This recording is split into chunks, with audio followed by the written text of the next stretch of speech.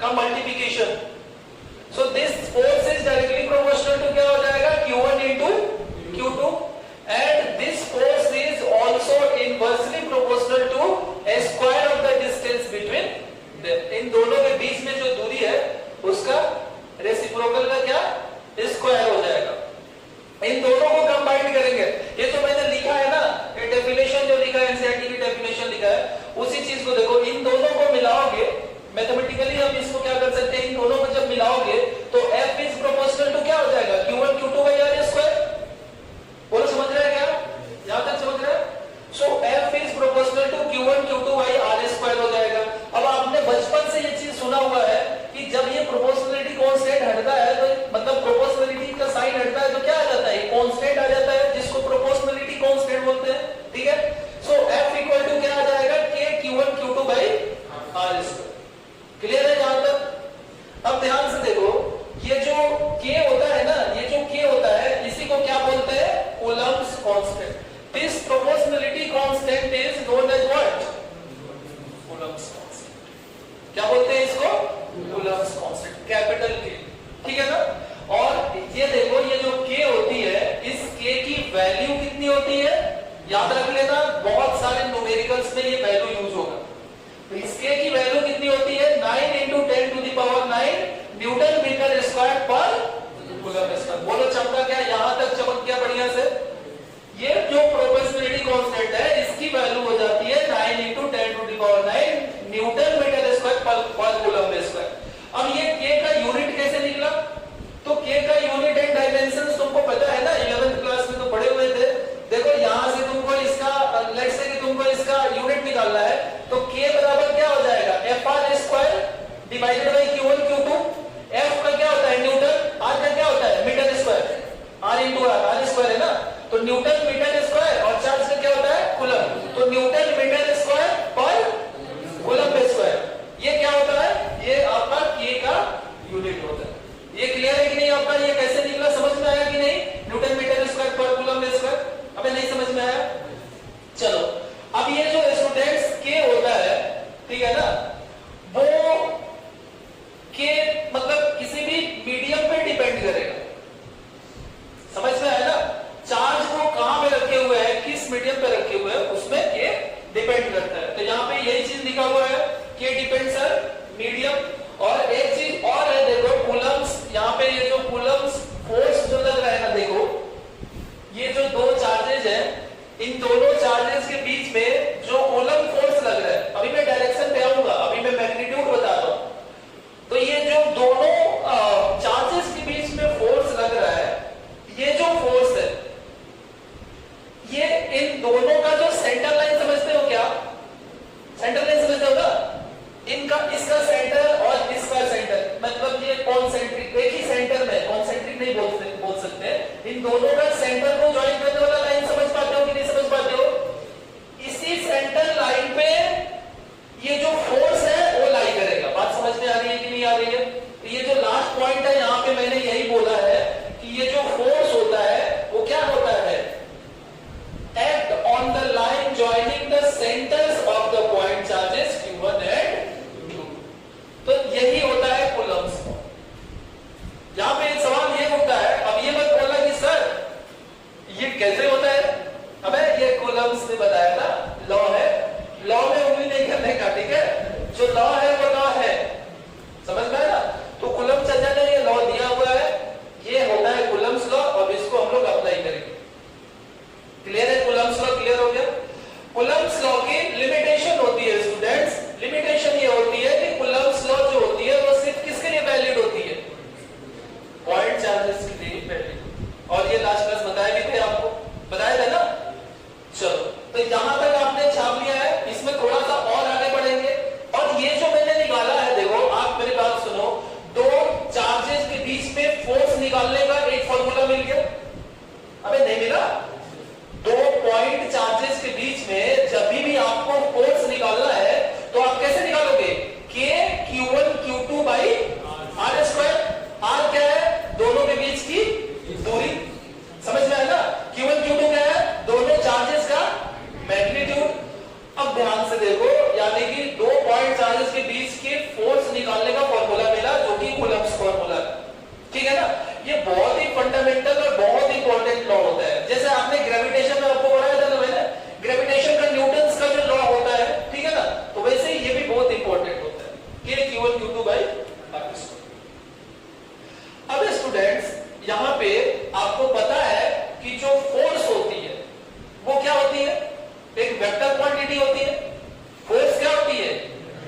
Vector quantity होती है।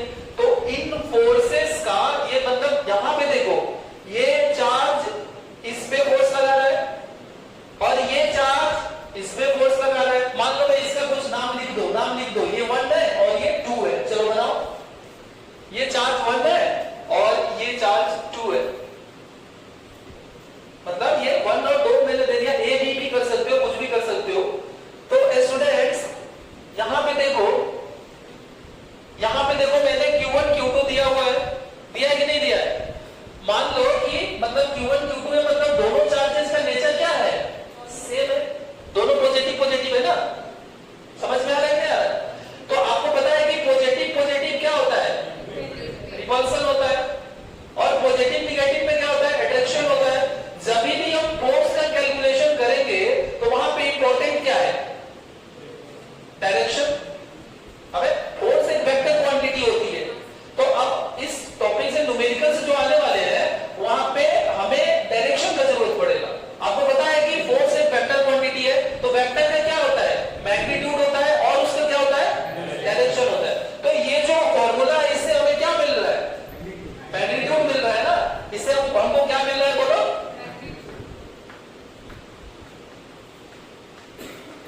ये मैग्नीट्यूड है, लिख लेना, ये हमारा मैग्नीट्यूड है।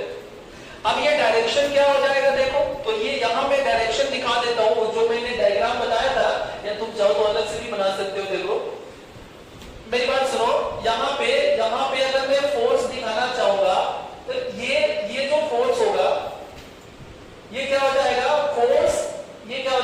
Force on 1। इसको ऐसे लिखते हैं, force on charge 1 due to क्या? 2, ड्यू टू 2। आपको पता है फोर्स वेक्टर क्वांटिटी होती है, तो इसको इस तरीके से आप दिखा सकते हो। बोलो चमका क्या? F12 कैसे किया? समझ में आया? क्योंकि दोनों के दोनों क्या है? पॉजिटिव चार्जेस है। अबे नहीं समझ में आया? अबे सुन ले मेरी बात, अगर ये है एक पॉजिटिव चार्ज और ये है एक पॉजिटिव चार्ज, दो ऐसे मान ले कि सेम पोलरिटी वाला मैग्नेट है, ले आ पास ले आ, तो वो क्या बोलेगा? भागूंगा। पास ले आ, ये क्या बोलेगा? भागूंगा। तो ये चार्ज क्या बोलेगा? चल निकल, पहले फुर्सत से निकल, उधर चल। समझ रहे हो ना? उसी तरीके से ध्यान से दे, मेरी बात फिर से सुन ले। अच्छा ये पूरा सेंटर में जाएगा, अब मेरे पे मत जाना, ये पूरा एकदम सीधा, ठीक है? इधर देखो, यहां पे जो आ रहा है, यहां पे ये जो इधर आएगा, यहां पे क्या हो जाएगा बोलो? इसको कैसे लिखेंगे? Force on 2। देखो ये क्या हो रहा है? इस पे मेरी बात सुन, इस पे जो फोर्स लग रहा है, फोर्स ऑन 2 ड्यू टू कौन सा? ड्यू टू क्या हो जा रहा है? बोलो चमका क्या? अब ये मैं वेक्टर लगा दे रहा हूं डायरेक्शन के साथ, ऐसे आप लिख सकते हो टेक्निकली। तो बोलो ये बात आपको समझ में आ रहा है क्या? ये बात आपको डायरेक्शन समझ में आया क्या? तो यहां पे हमने क्या कर लिया? डायरेक्शन दिखा दिया कि नहीं दिखा दिया? और यहां पे हमने क्या दिखा दिया? मैग्नीट्यूड। तो कोई भी वेक्टर का क्या होता है? मैग्नीट्यूड और क्या होता है? डायरेक्शन। वेक्टर का काम खत्म। बोलो बात समझ में आ रही है कि नहीं? डायरेक्शन कैसे निकाला समझ में आया? तो ये मैंने लाइट चार्जेस के लिए निकाला। अब मैं क्या करूंगा? एक पॉजिटिव और एक नेगेटिव करूंगा और फिर तुमको दिखाऊंगा। ये सीख लो, न्यूमेरिकल में काम आएगा। नहीं सीखोगे? ये ऐड कर लो, या चाहो तो तुम उसके नीचे पहला डायग्राम के नीचे ये डायग्राम बना के भी लिख लोगे तो और बेटर होगा। ठीक है? तो पहले इसको आप उसी डायग्राम के नीचे फिर से ये बना लो, उसी में मत करो। हाँ, ये फोर्सेस का डायरेक्शन में कोई डाउट है क्या? अच्छा, तो दोनों का जब सेम रहेगा नेचर, दोनों पॉजिटिव रहेगा, तो डायरेक्शन समझ में आया कि नहीं? ये देखो, force on 1 due to 2, force on 2 due to 1। ये चमक रहा है क्या? सो लेते नहीं, ये चमक रहा है। तो अब ध्यान से देखो, तुम ही बताना।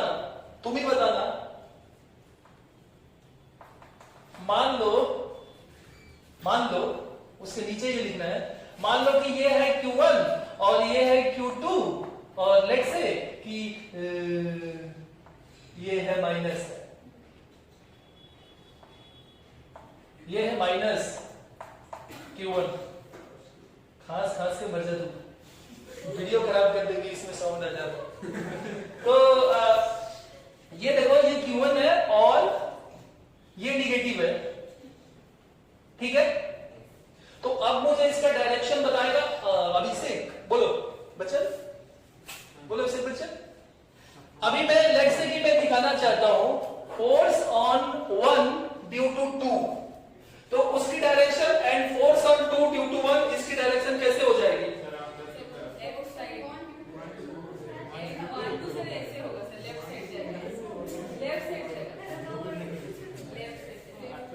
जैसे भी होगा, मान लो अगर मैं इसको पॉजिटिव इसको निगेटिव करता हूं, किसी को कुछ भी कर सकता हूं, कैसे जाएगा बोलो? F12 किधर दिखाऊंगा? अंदर जाएगा कि बाहर जाएगा? अंदर। देखो मेरी बात सुन लो, ये क्या है? निगेटिव है, ये निगेटिव है ना, तो ये क्या करेगा? खींचेगा ना, तो इसकी डायरेक्शन देखो, इसको ज्वाइन कर दो पहले, ये क्या हो जाएगा? F12। नहीं समझ पा रहे हो? अरे ये एक डाउट होता है, दे देखो ये क्या बोल रहा है, आजा आजा मेरे पास आजा, आ रहा है ना, तो देखो ये आ गया इसके पास, देखो ये आ रहा है, देखो आ गया इधर, देखो अब देखो, अब ये क्या कर रहा है? अरे देखो ये क्या कर रहा है? आओ आजा, बुला रहा है। सुनो आगे चल के क्वेश्चन आएगा कैसा, एक स्क्वायर पे 4 चार्ज रख देंगे, चारों वर्टेक्स पे, ट्रायंगल पे रख देंगे, सारे क्वेश्चंस, तो वो सब बनाओगे ना, तो ये सब आपको बेसिक चीज समझना है। जब पॉजिटिव पॉजिटिव रहेगा तो क्या होगा, नेगेटिव पॉजिटिव रहेगा तो क्या होगा, यही दोनों तो सीखना है आपको, तो ये समझ लो, तो न्यूमेरिकल में अटक जाओगे। तो यहाँ पे ये कैसे हो जाएगा बोलो, कैसे हो जाएगा? ये देखो फोर्स ऑन 2 ड्यू टू 1, नहीं समझ में आया? ऐसा इसका डायरेक्शन इधर क्यों हो रहा है? अरे बुला रहा है इसको, ये इसको बुला रहा है और ये इसको बुला रहा है। यहाँ पे क्या हो रहा है? दोनों एक दूसरे को गाली दे रहे हैं, भगा रहे हैं। बात समझ में आ रही है कि नहीं आ रही है? तो ये डायरेक्शन का लफड़ा नहीं होना चाहिए। चलो इसको भी बॉक्स में बंद कर लेने का, और ये दोनों ध्यान रखने का कि ये पॉजिटिव पॉजिटिव और पॉजिटिव निगेटिव के लिए डायरेक्शन मैंने कैसे दिया है। मेरी बात सुन ले, मेरी बात सुन ले, ये दोनों ही फोर्सेस जो है, ये फोर्स और ये फोर्स, इन दोनों का मैग्नीट्यूड इक्वल है कि अलग अलग है? अबे इक्वल है ना, लेकिन डायरेक्शन क्या है? अलग अलग है। तो ये बात आपको समझ में आया कि नहीं? तो आप इसको कैसे लिख सकते हो बताइए? आप इन दो फोर्सेस को कैसे लिख सकते हो? F12 का magnitude that is equal to F21 का क्या? बोलो चमका क्या?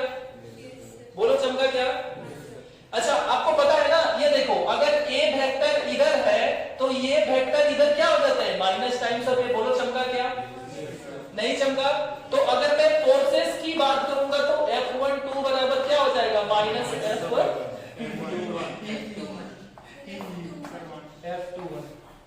अबे 1 to 2 देख, यहाँ पे वेक्टर लिखा, ये क्या है? ये क्या है बोल? मैग्नीट्यूड। ये क्या है?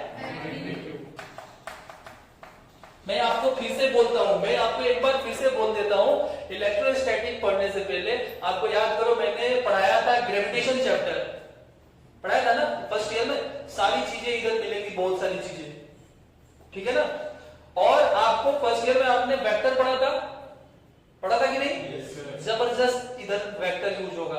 और आपने क्या पढ़ा था? काइनेमेटिक्स पूरा पढ़ा था ना, सारे काइनेमेटिक्स इधर यूज होने वाला है, सर्कुलर मोशन यूज होने वाला है, तो न्यूमेरिकल में यूज होने वाला है, न्यूमेरिकल्स में, ठीक है ना।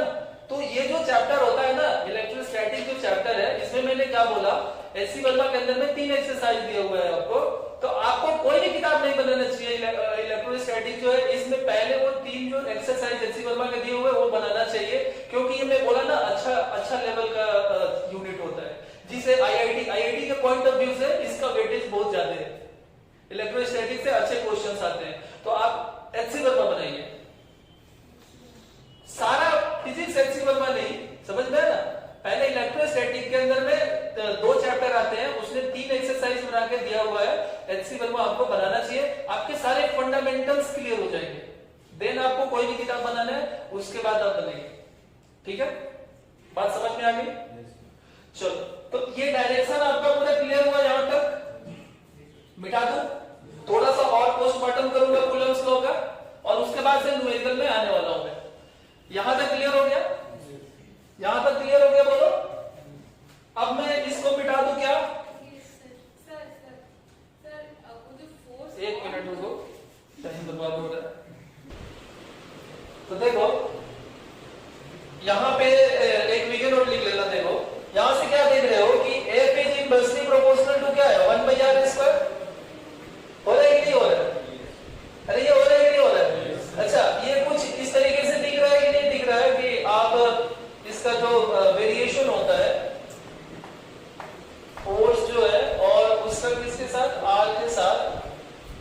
इक्वेशन जो होगा वो कैसे हो जाएगा?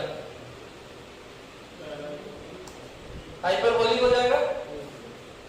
बात समझ में आ रही है कि नहीं? क्योंकि ये मतलब ये आप देख रहे हो ना, आपको ये पता है ना y इक्वल टू 1/x², ठीक है? ये कुछ इसी तरीके से ये हाइपरबोला होता है। ये हाइपरबोला होता है कि नहीं होता है? ठीक है, तो ये r क्या है? y इक्वल टू 1/r² में x² का ग्राफ कैसे बनता है? अरे मैथ पढ़ाए थे ना, ये y है ये x है, कैसे बनता है? इधर भी बनता है और इधर भी बनता है। तो ये क्या है? ये x है और ये क्या है? x डैश, ये निगेटिव वैल्यू है ना, और ये क्या है? पॉजिटिव वैल्यू है। और ये दो चार्जेस के बीच में ये डिस्टेंस जो है वो कभी निगेटिव होगा क्या? ये वाला जो ग्राफ बनता है वो बनाओगे क्या? नहीं बनेगा ना। समझ में आ रहा है ना? तो इसीलिए क्या बन रहा है? एक ही पार्ट बन रहा है। बात समझ में आ रही है कि नहीं आ रही है? ये ग्राफ कैसे हुआ? f is inversely proportional to 1/r²। ये किस ग्राफ के जैसा है? मैथमेटिक्स में फंक्शन में पढ़ाए थे y equal to 1/x²। y equal to 1/x² का ग्राफ ऐसे होता है। अब इसमें क्या होगा? निगेटिव डिस्टेंस तो होगा नहीं, तो ये निगेटिव पार्ट का ग्राफ बनाएंगे नहीं, तो पॉजिटिव पार्ट का जो ग्राफ बनेगा वो ऐसे बनेगा। तो ये फोर्स वर्सेस r का ग्राफ हो जाएगा। बोलो समझ में आया कि नहीं? ठीक है, अब देखो मेरी बात सुनो, आप किताबों में ऐसे भी देता है, देखो ये तो समझ गए ना। तो किताबों में ऐसे भी दिया रहेगा, डायरेक्ट किसी को वो किताबों में क्या कर देगा कि r² भी दे देगा। तो अगर r² दे देगा तो ये कैसे हो जाएगा? y equal to 1/x, y equal to 1/x, तो ऐसे ही हो जाता है। अरे तुम मेरी बात सुनो, ये मैथमेटिक्स नहीं कर रहे हो, आप इतना समझ लो कि ये जो ग्राफ बन रहा है वो क्या बन रहा है? हाइपरबोलिक। क्या बन रहा है? हाइपरबोलिक। आप 5-10 वैल्यू लेके प्लॉट करोगे तो ऐसे ही ग्राफ आएगा, बस खत्म हो गया। ज्यादा पोस्टमार्टम मत करो, माथा खराब होगा बिना मतलब का। f वर्सेस r² का ग्राफ जो बनेगा वो इस तरीके से बनेगा, इस तरीके से बनेगा। ये पीके नोट का पहला पॉइंट है। हाँ, ये ग्राफ बना, ठीक है, क्लियर हो गया? f वर्सेस r² का ग्राफ ऐसे बनेगा। ये कैसे बनता है? y equal to 1/x, y equal to 1/x² से भी बना सकते हो, ठीक है ना? क्लियर है यहां तक? अच्छा मुझे एक बात बताओ, अगर इसमें एक दूसरा पॉइंट, बीके नोट में दूसरा पॉइंट है, मान लो कि अगर मैं r को दुगुना कर रहा हूं, अगर r क्या हो रहा है? 2 टाइम्स कर दे रहा हूं, तो फोर्स क्या होगा? इंक्रीज होगा कि डिक्रीज होगा? अगर मैं देखो अगर मैं r को बढ़ाऊंगा, ठीक है ना, r को अगर मैं 2 टाइम्स बढ़ा दूंगा तो फोर्स कितना टाइम्स घटेगा? हाँ, तो F जो होगा वो क्या हो जाएगा? 4 टाइम्स डिक्रीज होगा। ठीक है ना? बोलो चमका क्या? If R 2 टाइम्स इंक्रीज होगा, then F 4 टाइम्स डिक्रीज होगा। इसी पे एक और सवाल पूछता हूं, अगर R मतलब 1/2 टाइम्स कर देंगे, 1/2 टाइम्स कर देंगे,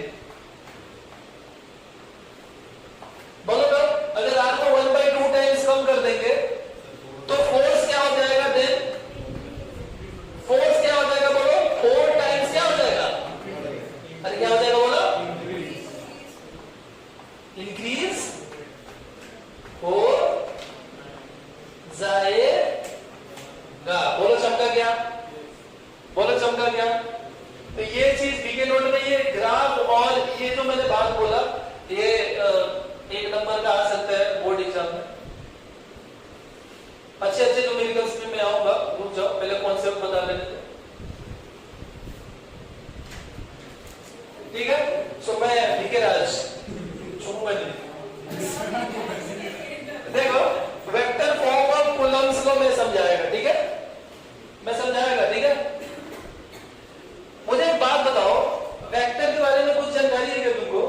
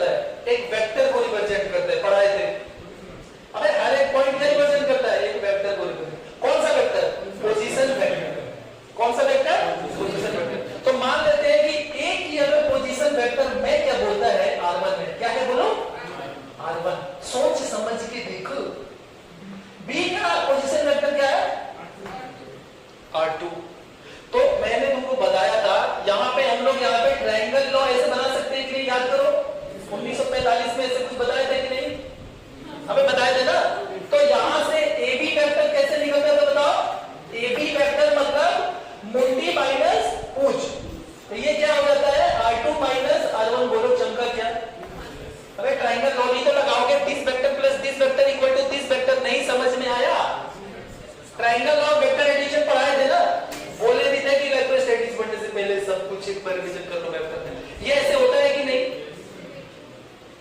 मेरी बात फिर से सुन ले, वेक्टर दिया हुआ है, देख ये वेक्टर का क्या होता है? मुंडी। ये वेक्टर का क्या होता है? पूंछ। तो तेरे को निकालना है AB वेक्टर, तो मुंडी माइनस पूंछ। ये मुंडी माइनस पूंछ क्या? Position vector.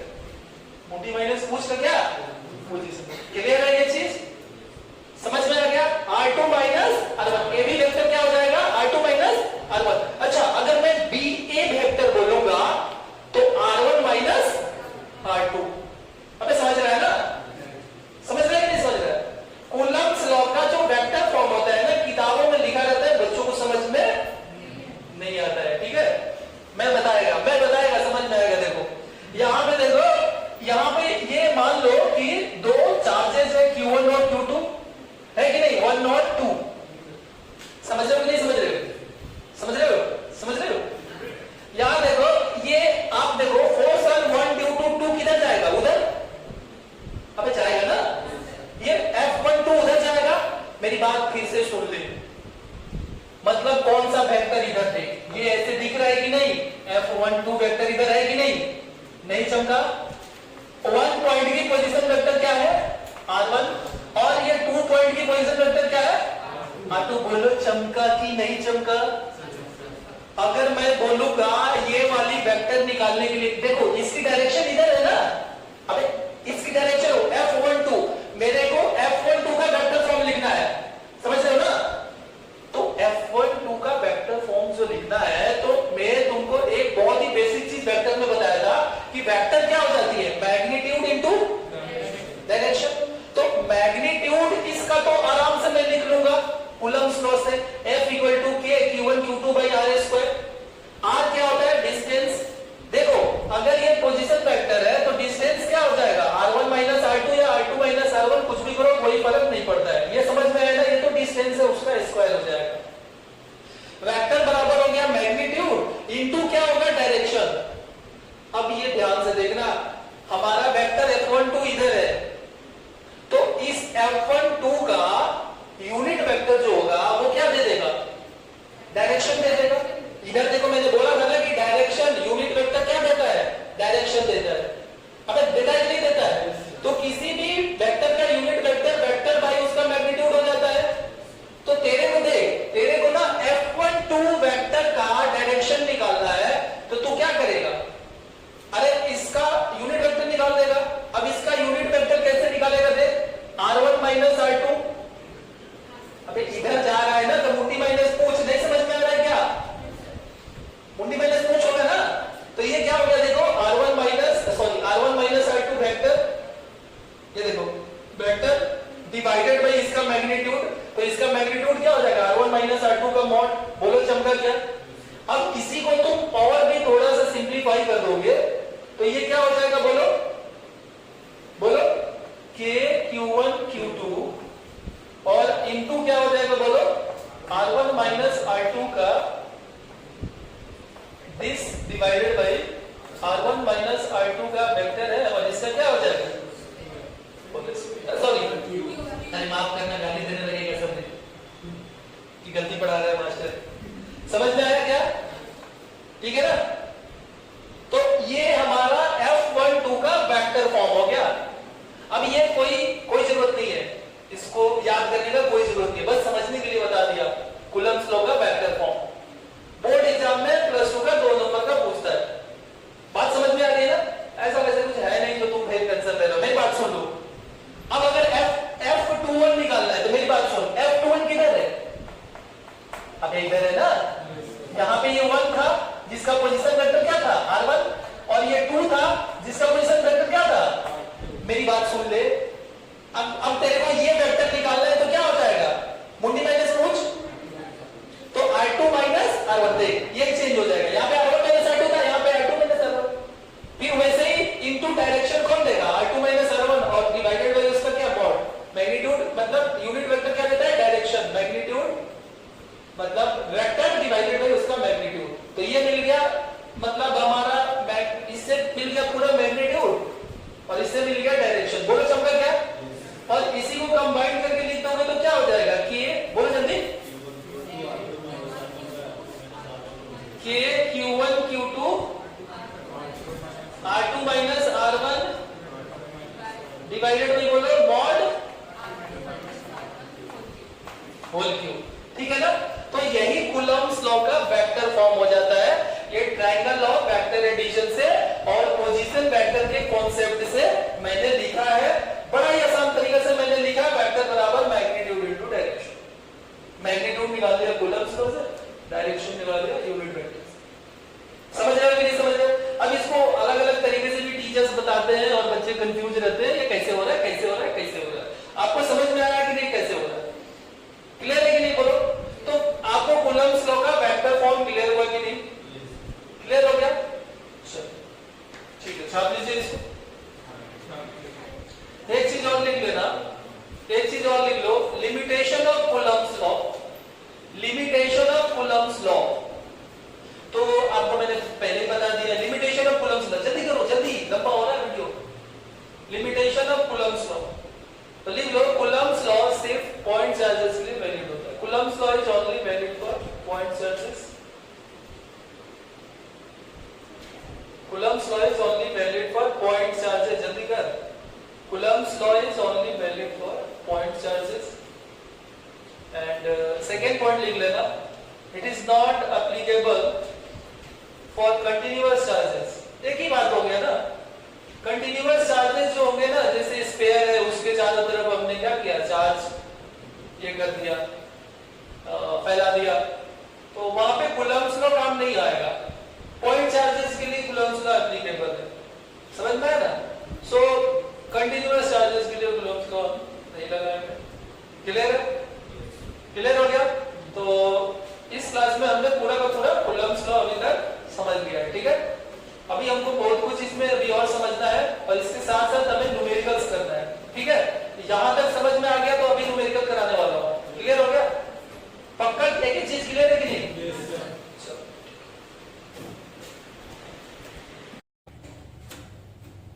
देखो, सो अब हम लोग जो पढ़ने वाले हैं वो परमिटिविटी के बारे में पढ़ने वाले हैं, ठीक है। देखो, परमिटिविटी जो होता है ना, ये जो ई जैसा लिख रहे हैं इसको क्या बोलते हैं बोलो? एप्सिलॉन। क्या बोलते हैं? एप्सिलॉन। हाँ, एप्सिलॉन याद रखना इसको, एप्सिलॉन है, ठीक है। अच्छा, ये होता क्या होता है देखो, ये किसी भी मीडियम की प्रॉपर्टी होता है। एप्सिलॉन जो होता है वो क्या होता है, परमिटिविटी जो होता है वो किसी भी मीडियम का क्या होता है, प्रॉपर्टी। क्या होता है बोलो? किसी भी मीडियम का क्या होता है, प्रॉपर्टी। तो ये किसी भी मीडियम का प्रॉपर्टी है जो उस मीडियम में अगर दो चार्जेस रखे हुए हैं तो उन दोनों चार्जेस के बीच में जो भी इलेक्ट्रिक फोर्स लगता है, जो इलेक्ट्रोस्टैटिक फोर्स है ना, उनको इफेक्ट करेगा, डिटरमाइन करेगा। देखो यहाँ पे लिखा हुआ है ना कि it is the property of a medium which determine the electric force between two charges placed in that. बोलो समझ रहे हो कि नहीं समझ रहे? ठीक है, यानी कि किसी भी मीडियम की जो परमिटिविटी है वो उसके इलेक्ट्रोस्टैटिक फोर्स जो होती है, जो कूलम्ब फोर्स होती है, उसको क्या करेगा, इफेक्ट करेगा। जितना ज्यादा इसकी वैल्यू रहेगी इलेक्ट्रोस्टैटिक फोर्स उतना ही क्या होगा, कम होगा। समझ रहे हो ना? अच्छा, अब ध्यान से देखो, आपको पता है कि अगर ये दो चार्जेस है Q1 Q2, दोनों के बीच में डिस्टेंस R है, तो इनके बीच में जो कूलम्ब फोर्स लगता है जिसको इलेक्ट्रोस्टैटिक फोर्स या इलेक्ट्रिक फोर्स बोलते हैं, वो क्या हो जाता है, K Q1 Q2/r²। तो यहाँ पे ये जो K था इसको मैंने क्या बताया था, याद करो, कूलम्ब कांस्टेंट। इस K को मैंने क्या बोला था बोलो? हाँ, CC, कूलम्ब कांस्टेंट बोला था। इसी कूलम्ब कांस्टेंट की जो वैल्यू होती है 1/4 पाई एप्सिलॉन होती है। क्या हो जाती है? इसी की वैल्यू 1/4 पाई एप्सिलॉन होती है। और इसी को मैं क्या बताया था, K की वैल्यू क्या हो जाती है बोलो? 9 × 10⁹ क्या, Newton metre square per coulomb square. बताया था कि नहीं? ठीक है ना, शुरू में बताया था ये चीज। तो अब ये K जो होता है ना, मैं क्या बोला, K जो होता है that is K = 1/4 pi epsilon होता है। और इसी एप्सिलॉन को क्या बोलते हैं, परमिटिविटी ऑफ द मीडियम। अब देखो यहाँ पे तुम इसको ऐसे भी लिख सकते हो, एप्सिलॉन या एप्सिलॉन m, दोनों में से कुछ भी लिख सकते हो, बट ये किताबों में जनरली एप्सिलॉन लिखा रहता है, ठीक है ना। तो एप्सिलॉन को क्या बोलते हैं, किसी भी मीडियम का क्या बोलते हैं, परमिटिविटी। क्या बोलते हैं, परमिटिविटी। आपको ये दोनों ही चीज पता चला कि नहीं? ये क्या होता है, कूलम्ब कांस्टेंट। ये जो के होता है ये क्या होता है बोलो, कूलम्ब कांस्टेंट। और ये एप्सिलॉन क्या होता है, परमिटिविटी ऑफ द मीडियम। अब देखो मीडियम की जो ये परमिटिविटी है, इसकी जो मिनिमम वैल्यू होगी वो किसमें होगी, वो हो जाएगी एयर में। समझ में आया ना, यहाँ पे देखो लिखा हुआ है, इसकी जो मिनिमम वैल्यू होगी वो किसमें होता है, एयर में या वैक्यूम में या फ्री स्पेस में। ठीक है ना, एयर, वैक्यूम या फ्री स्पेस, ऐसे भी न्यूमेरिकल में दिया रहता है। और क्या लिखा रहेगा, फ्री स्पेस। फ्री स्पेस मतलब क्या, वैक्यूम की बात कर रहा है।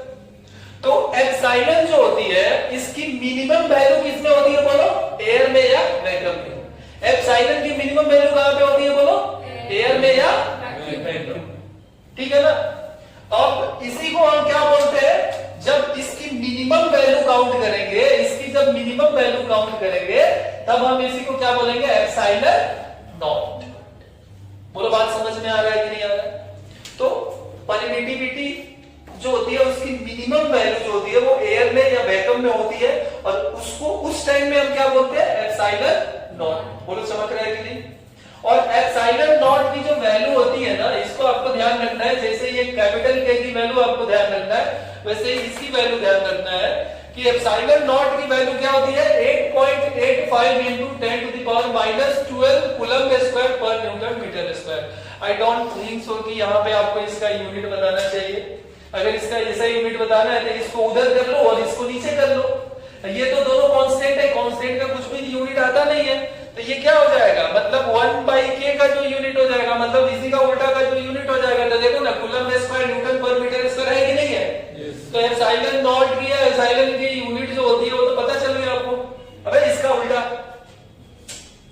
इसका उल्टा है कि नहीं है। तो अब याद रखना कि ये जो एप्सिलॉन नॉट होता है, मुझे एक बात बताओ, एप्सिलॉन और एप्सिलॉन नॉट में क्या अंतर होता है, चलो बताओ। एप्सिलॉन क्या होता है, किसी भी मीडियम का परमिटिविटी। जब हम एयर या वैक्यूम स्पेस की बात करेंगे तब उसको क्या बोलेंगे, एप्सिलॉन नॉट। एप्सिलॉन नॉट क्या होता है, मिनिमम वैल्यू किसका, परमिटिविटी का मिनिमम वैल्यू। और वो मिनिमम वैल्यू क्या हो जाता है, 8.85। रख लेना इसको, 8.85 into 10 to the power -12 coulomb square per newton metre square. बोलो चमका कि नहीं चमका। इसका यूनिट और डायमेंशन आपको ध्यान रखना है, ठीक है ना। समझ में आया ना, पूछता है एग्जाम में, पूछता है। समझ में आ गया। तो आपको एप्सिलॉन किसी भी मीडियम का परमिटिविटी और एप्सिलॉन नॉट, ये दोनों में डिफरेंस समझ में आया कि नहीं आया, ठीक है। तो इसको लिख लीजिए जल्दी। सो देखो अभी हम लोग समझ चुके हैं कि कैपिटल के क्या होता है, कैपिटल के क्या होता है, कूलम्ब कांस्टेंट, ठीक है ना। एप्सिलॉन क्या होता है, permittivity of the medium. Epsilon या एप्सिलॉन के नीचे में m, ठीक है ना। m का मतलब ऐसे भी समझ जाओगे मीडियम। अच्छा, एप्सिलॉन नॉट क्या होता है, मिनिमम वैल्यू, परमिटिविटी की मिनिमम वैल्यू जो कि एयर, वैक्यूम या फ्री स्पेस में होती है, जिसको हम एप्सिलॉन नॉट बोलते हैं। अब किताबों में एक चीज और रहता है, ठीक है ना। ये मैं आपको अलग से इसलिए बता रहा हूं ताकि आपको पूरा क्लियर हो जाए। एक सिंबल और मिलता है जिसको बोलते हैं रिलेटिव परमिटिविटी। और रिलेटिव परमिटिविटी को कैसे रिप्रेजेंट करते हैं, एप्सिलॉन आर। आर का मतलब क्या है, रिलेटिव। आर का मतलब क्या है बोलो, रिलेटिव। तो एप्सिलॉन आर या स्मॉल के, ध्यान से देख लो, ये क्या है, कैपिटल के, और ये क्या है, स्मॉल के। किसी किसी किताबों में रिलेटिव परमिटिविटी को स्मॉल के से भी रिप्रेजेंट करते हैं, एप्सिलॉन आर या स्मॉल के। इसी को हम लोग क्या बोलते हैं, इसका एक और नाम होता है डाइलेक्ट्रिक कांस्टेंट। कंफ्यूज नहीं होना है, ठीक है। ये होता क्या है, तो रिलेटिव परमिटिविटी जो होता है ये रेशियो होता है। ये किसका रेशियो होता है, देखो, किसी भी मीडियम की परमिटिविटी डिवाइडेड बाय वैक्यूम की permittivity. Very easy. Relative permittivity एक रेशियो होता है मीडियम की परमिटिविटी डिवाइडेड बाय वैक्यूम की परमिटिविटी। तो मीडियम की परमिटिविटी को क्या बोलते हैं, यानी एप्सिलॉन आर इक्वल टू क्या हो जाएगा बोलो, मीडियम की परमिटिविटी को एप्सिलॉन बोलते हैं, एप्सिलॉन बाय एप्सिलॉन नॉट। अब वैक्यूम की परमिटिविटी क्या होती है, epsilon naught. So epsilon R equal to relative permittivity equal to epsilon by epsilon naught. और इसी को देखो, अगर मीडियम मतलब m लगा देंगे तो ये em बाय ई नॉट। बोलो चमक रहा है कि नहीं चमक रहा है? नहीं चमक रहा है? Yes. ये देखो दो रेशियो है ना परमिटिविटी का, तो इसका डायमेंशन निकलेगा क्या? इसका डायमेंशन निकलेगा क्या? नहीं। अब मुझे तुम एक बात बताओ, ये जो फॉर्मूला तुम यूज करते हो, अब देखो कैसे यूज करते हो। अगर मान लो मैं आपसे बोलता हूं कूलम्स का वो जो फॉर्मूला था हमारा, झुकूंगा नहीं, मैं झुकूंगा, ठीक है ना, उठाऊंगा चौक। सो मान लो कि F मैं आपको बोलता हूं वैक्यूम, वैक्यूम का अगर मेरे को फोर्स निकालना है, इलेक्ट्रोस्टैटिक फोर्स कूलम्स जो था उसके कॉन्सेप्ट से, तो ये क्या हो जाएगा 1/4 पाई, यहां पे क्या होगा एप्सिलॉन नॉट, और इनटू क्या हो जाएगा Q1 Q2 बाई, बोलो चमका क्या? बोलो चमका क्या? तो आपने देखा था ना कि ऐसे किताबों में फॉर्मूला मिलेगा 1/4 pi epsilon not Q1 Q2 by R square. तो यहाँ पे एप्सिलॉन नॉट क्यों यूज किया गया है? क्योंकि वैक्यूम में हमको जो मीडियम है वो क्या है, एयर है। न्यूमेरिकल बनाना ना तो देखना वहां पे बोलता है कि जो चार्जेस है वो किस में रखे हुए, एयर में या वैक्यूम में या फ्री स्पेस में, तब आप ये फॉर्मूला डायरेक्ट यूज कर लेते हो। बोलो चमक रहा है कि नहीं? ये बोलो ये चमक रहा है कि नहीं चमक रहा है? नहीं चमक रहा है। अब मैं तुमसे यही सवाल पूछता हूं कि अगर मैं बोल दूंगा कि तुमको किसी मीडियम में अगर फोर्स निकालना है, कूलम फोर्स, तो ये क्या हो जाएगा 1/4 पाई एप्सिलॉन किसका अब डालूंगा, मीडियम का। क्या डालूंगा? मीडियम। और ये हो जाएगा Q1 Q2 बाई, बोलो चमका क्या? बोलो चमका क्या? अब यहाँ पे मीडियम का कैसे निकालोगे? EM कैसे, किसी मीडियम की परमिटिविटी कैसे निकालोगे? ER इंटू, अबे यहां से निकाल ले, ये क्या हो जाएगा epsilon R into relative permittivity into क्या हो जाएगा एप्सिलॉन नॉट इक्वल टू क्या हो जाएगा EM। अरे किसी मीडियम की परमिटिविटी नहीं निकलेगा ऐसे? अबे नहीं समझ रहे हो? ऐसा न्यूमेरिकल में आता है कि जब दो चार्जेस है और वहां पे मीडियम में किसी मीडियम में ले जाकर डाल देगा और वहां पे रिलेटिव परमिटिविटी क्वेश्चन में दिया रहेगा और तुम कंफ्यूज हो जाओगे। कर पाओगे? आज के बाद से जाके कर पाओगे कि नहीं कर पाओगे? ऐसे बोल देगा एक चार्ज ऐसे रखा हुआ है, उसके बाद से बोल देगा उसको तेल में डाल दिया है या पानी में डाल दिया है, समझ में है ना? तो वहां पे आप याद, वहां पे आपको ये बात ध्यान रखना है, पानी में डाल देंगे तो मीडियम बदल गया ना। यहाँ पे चार्ज तो रखे हैं, एयर में है, पानी में ले जाकर डाल देंगे तो मीडियम चेंज हो गया ना। तो जब मीडियम में चला जाएगा उस टाइम में कौन सा फॉर्मूला लगाओगे? ये वाला। कौन सा? ये वाला। और यहाँ पे एप्सिलॉन मीडियम का कैसे निकालोगे? बोलो epsilon R into epsilon not. Epsilon not तो आपको बताया था अभी, और एप्सिलॉन R क्वेश्चन में दिया रहेगा। बात समझ में आ रही है कि नहीं आ रही है? बोलो नहीं समझ में आ रहा? तो अगर आप इसके जगह पे एप्सिलॉन m की जगह पे epsilon R into epsilon not यहाँ पे रख दो, तो देखो ये फॉर्मूला को मैं थोड़ा सिंप्लीफाई करता हूं, यानी कि F मीडियम का क्या निकल के आ गया? बोलो तो 1/4 पाई एप्सिलॉन नॉट और into Q1 Q2 by R square और इंटू 1/एप्सिलॉन R। बोलो चमका कि नहीं चमका? अब देखो स्टूडेंट्स, ये वाला इतना इतना किसके लिए निकला है? ऊपर देखो, इतना किसके लिए निकला है? वैक्यूम के लिए। तो ये क्या है? ये क्या है? FV डिवाइडेड बाय क्या है? Epsilon R and that is equal to FM। बोलो चमका कि नहीं चमका? बोलो चमका कि नहीं चमका? नहीं चमका। अभी तो बताया था देखो कि जितना ज्यादा एप्सिलॉन होगा, एप्सिलॉन की वैल्यू जितना ज्यादा होगा, फोर्स उतना ही क्या होगा, कम होगा। तो दोनों के बीच में देखो, किसी मीडियम में जो फोर्स निकल रहा है that is equal to vacuum में जो फोर्स निकल रहा है डिवाइडेड बाय क्या होता है? Relative permittivity. इसको आप बॉक्स में बंद कर लीजिए। अब ये आपको बहुत ही इंपॉर्टेंट है, ठीक है ना? जब आप किसी मीडियम में जाओगे तो उस टाइम में ये ध्यान रखना। देखो वैक्यूम में फोर्स ऐसे कैलकुलेट होता है, किसी मीडियम में ऐसे कैलकुलेट होता है, और epsilon m epsilon R into epsilon not होता है। बोलो क्लियर है कि नहीं क्लियर है? नहीं क्लियर है? तो आज यहाँ पे मैंने आपको क्या बताया? मैंने आपको बताया कि परमिटिविटी क्या होता है, ठीक है ना? रिलेटिव परमिटिविटी क्या होता है, और उसके बाद सवाल क्या बताया? एप्सिलॉन नॉट क्या होता है? समझ में आया ना? समझ रहे हो कि नहीं समझ रहे हो? तो ये सब जो है, ये कूलम्ब्स लॉ जो है, यहाँ पे आपका एवरीथिंग यहाँ पे हमने क्लियर कर दिया, ठीक है? समझ रहे हो कि नहीं समझ रहे? ठीक है, तब तक के लिए इमेजिन करो। तो देखो ये पहला क्वेश्चन है, ये पहला न्यूमेरिकल है जो कूलम्ब्स लॉ का मैंने उठाया हुआ है जेईई मेंस 2021 का।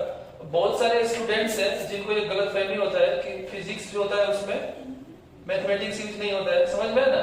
तो ये क्वेश्चन उसका एक एग्जांपल है कि देखो कैसे जितने भी न्यूमेरिकल्स बनाओगे, अगर आपको मैथ अच्छे से आता है तभी आप क्या करोगे, फिजिक्स के न्यूमेरिकल बना पाओगे, बात नहीं करो। तो देखो यहाँ पे क्या बोल रहा है, आवाज नहीं, यहाँ पे क्या बोल रहा है देखो कि infinite number of point charges, बहुत सारे infinite number of point charges है, ठीक है ना? और हर एक का चार्ज कितना है बोलो, 1 म्यू सी। अच्छा ये 1 म्यू सी मतलब क्या होता है, कितना हो जाता है, माइक्रोकूलम होता है, बताया था ना? तो दैट इज इक्वल टू क्या हो जाएगा, 10 टू द पावर माइनस। ये पता है कि नहीं पता है?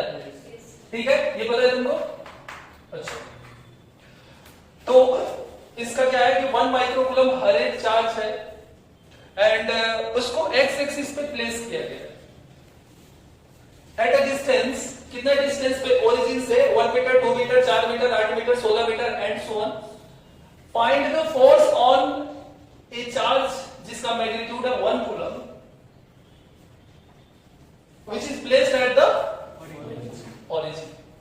तो देखो कूलम्ब्स लॉ से ये सवाल बनेगा, कैसे बनेगा देखो, पहले आपको डायग्राम देखो, न्यूमेरिकल बनाने का तरीका क्या होता है। अब ये मत सोचना कि सर मैं तुमको समझा रहा हूँ, अप्रोच सिखा रहा हूँ कि न्यूमेरिकल कैसे बनाना चाहिए, तो मैं आराम से इसको बना रहा हूँ, नहीं तो अगर मेरे को बनाना रहेगा तो मैं तो 1 ही मिनट में बना दूंगा, समझ में है ना? तो मैं तुमको समझा रहा हूँ ताकि तुम्हारा कॉन्सेप्ट कैसे डेवलप होगा।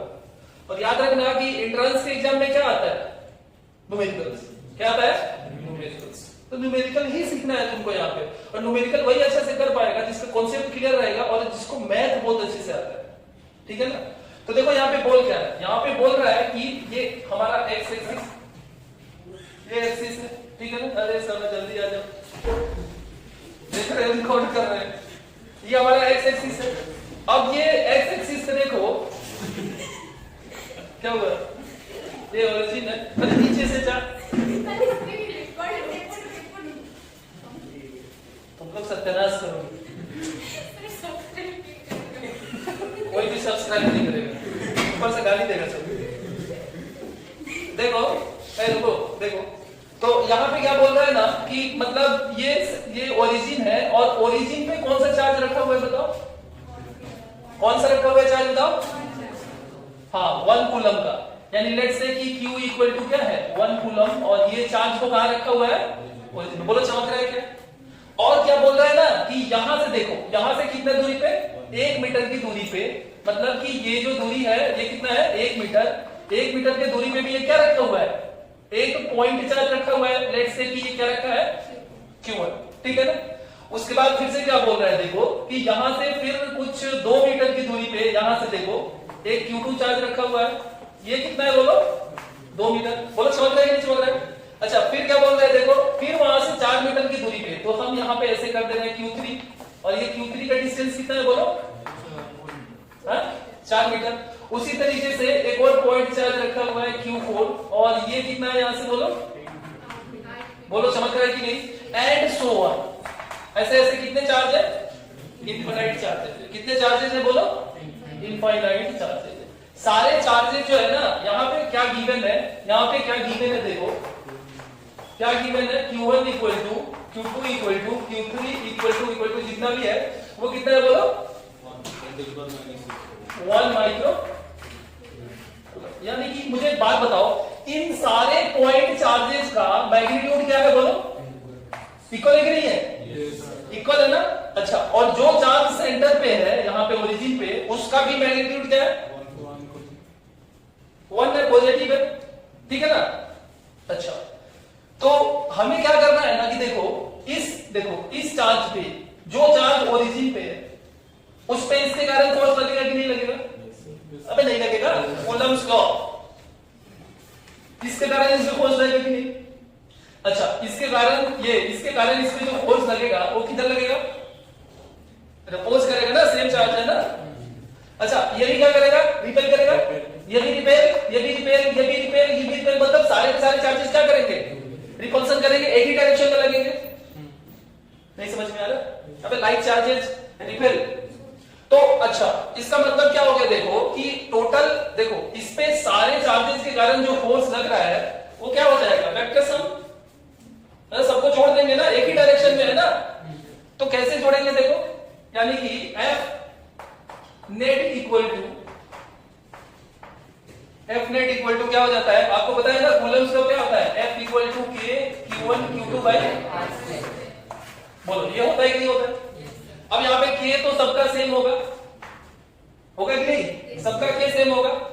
अच्छा Q1 सबका सेम होगा कि नहीं, तो K और यहां से हम क्या कर सकते हैं Q, ठीक है, और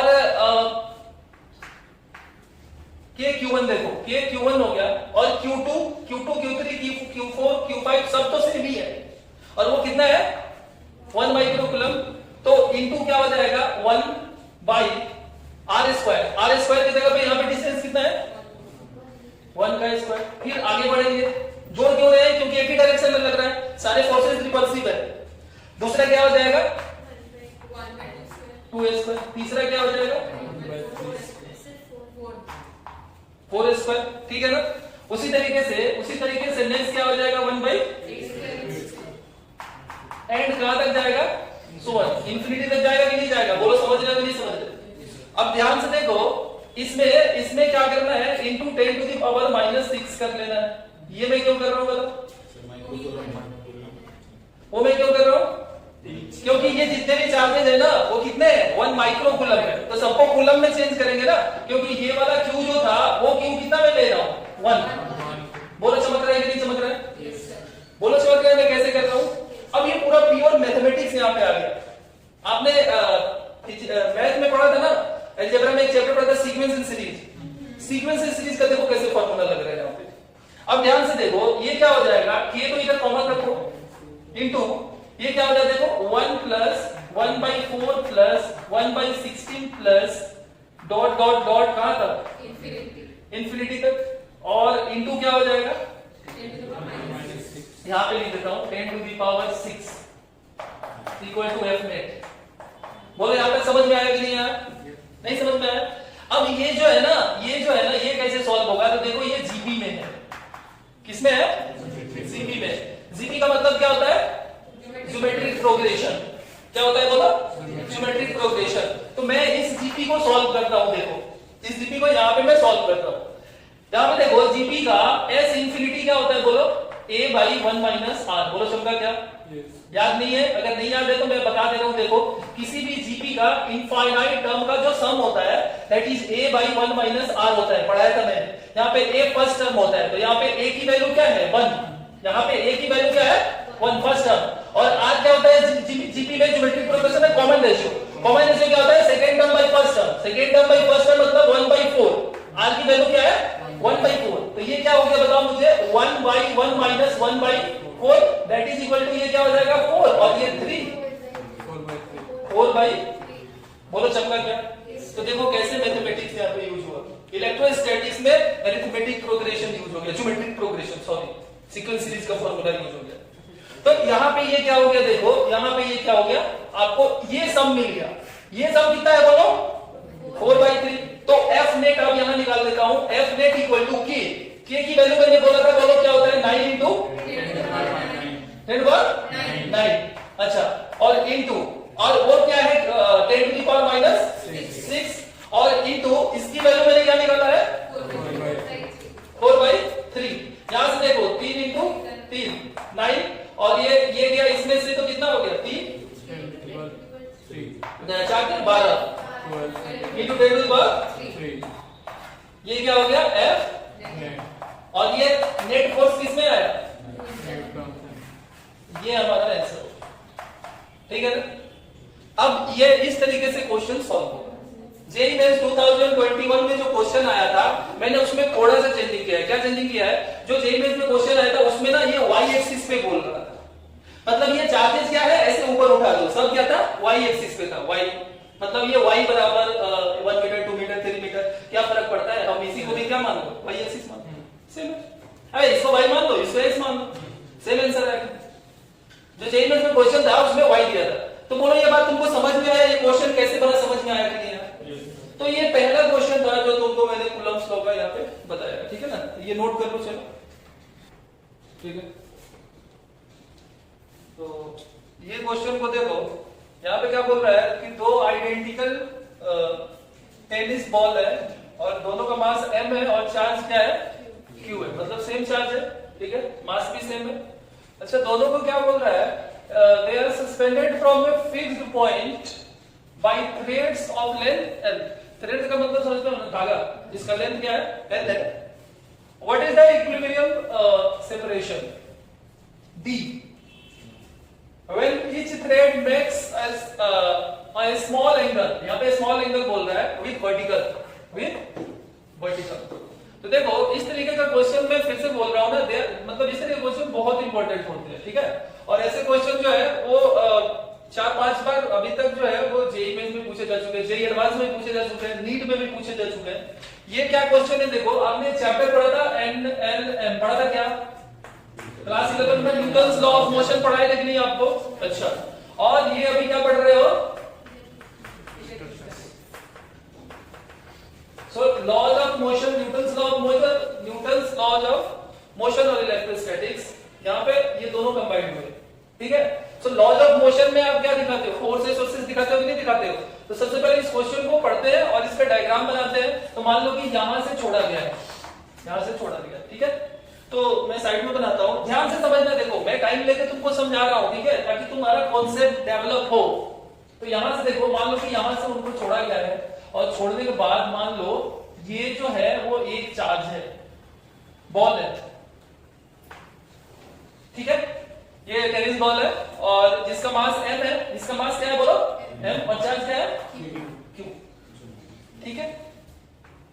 चलो, और ये धागा जो है ना, इस धागा को ये क्या बोल रहा है, थ्रेड।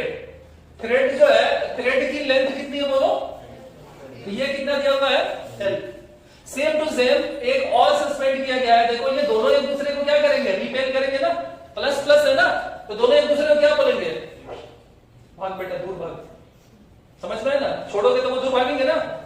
तो इमेजिन, देखो फिजिक्स को ना इमेजिन करना होता है। फिजिक्स में तुम क्या करते हो, बच्चे क्या करते हैं ना कि वो डेरिवेशन रट लेते हैं, बहुत जन तो फॉर्मूला ही रट के फिजिक्स बनाने लगते हैं। फॉर्मूला रट के फिजिक्स बनाने वालों, भगवान तुम्हें कभी माफ नहीं करेगा, ठीक है, कभी नहीं सीख पाओगे फिजिक्स। डेरिवेशन रट के नहीं फिजिक्स बनाने वालों, भगवान तुम्हें कभी माफ नहीं करेगा, आप फिजिक्स कभी समझ नहीं पाओगे। गाली मत देना, देखो बट सही बात कह रहे हैं। तो आपको उसको समझना होगा, क्वेश्चन को पढ़ना होगा। और एक और चीज होता है ना, आजकल देख रहे हो ना, 1 मिनट का टाइमर लगा के फिजिक्स बनाने वालों गए तेल लगाने, ठीक है। तो आप कभी भी टाइम लगा के शुरू में फिजिक्स नहीं प्रैक्टिस करो, ठीक है। समझ में आया कि नहीं आया? कोई फंडामेंटल अच्छा किताब है जैसे एससी वर्मा है, उससे थोड़ा क्वेश्चन बनाओ कुछ, ताकि तुम्हारा कॉन्सेप्ट डेवलप हो। उसके बाद से जब सब कुछ सीख लेते हो ना, तब टाइमर लगाओ, एटम बम लगाओ, टाइम बम लगाओ, कुछ भी लगाओ, लगा के आप बनाओ। तो क्वेश्चन पढ़ने के बाद से आपको क्या करना है, डायग्राम करना है। क्वेश्चन न्यूमेरिकल कैसे बनाते हैं, पहले जो भी क्वेश्चन पढ़ रहे हो उसका एक रफ स्केच बनाओ, फिर अपने आप समझ में आएगा कि क्या कॉन्सेप्ट यूज हो रहा है। तो ये दोनों हमारा बॉल हो गया, देखो m है और इस पे भी चार्ज q है, बोलो चमका क्या, ठीक है। अब ये दोनों के दोनों जो है, ये जो है इन दोनों के बीच में डिस्टेंस जो है, ये क्या है, d।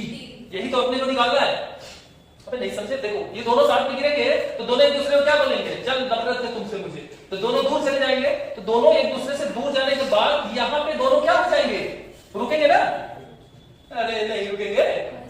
और क्या बोल रहा है, और ये बोल रहा है, देखो जैसे मान लो कि यहां से हमने एक परपेंडिकुलर ड्रॉ करा है, ठीक है, ये मिड पॉइंट है, देखो ये दोनों आइडेंटिकल है, ये इसका मिड पॉइंट हो जाएगा। तो ये दूरी d है, तो ये दूरी कितना हो जाएगा, d/2।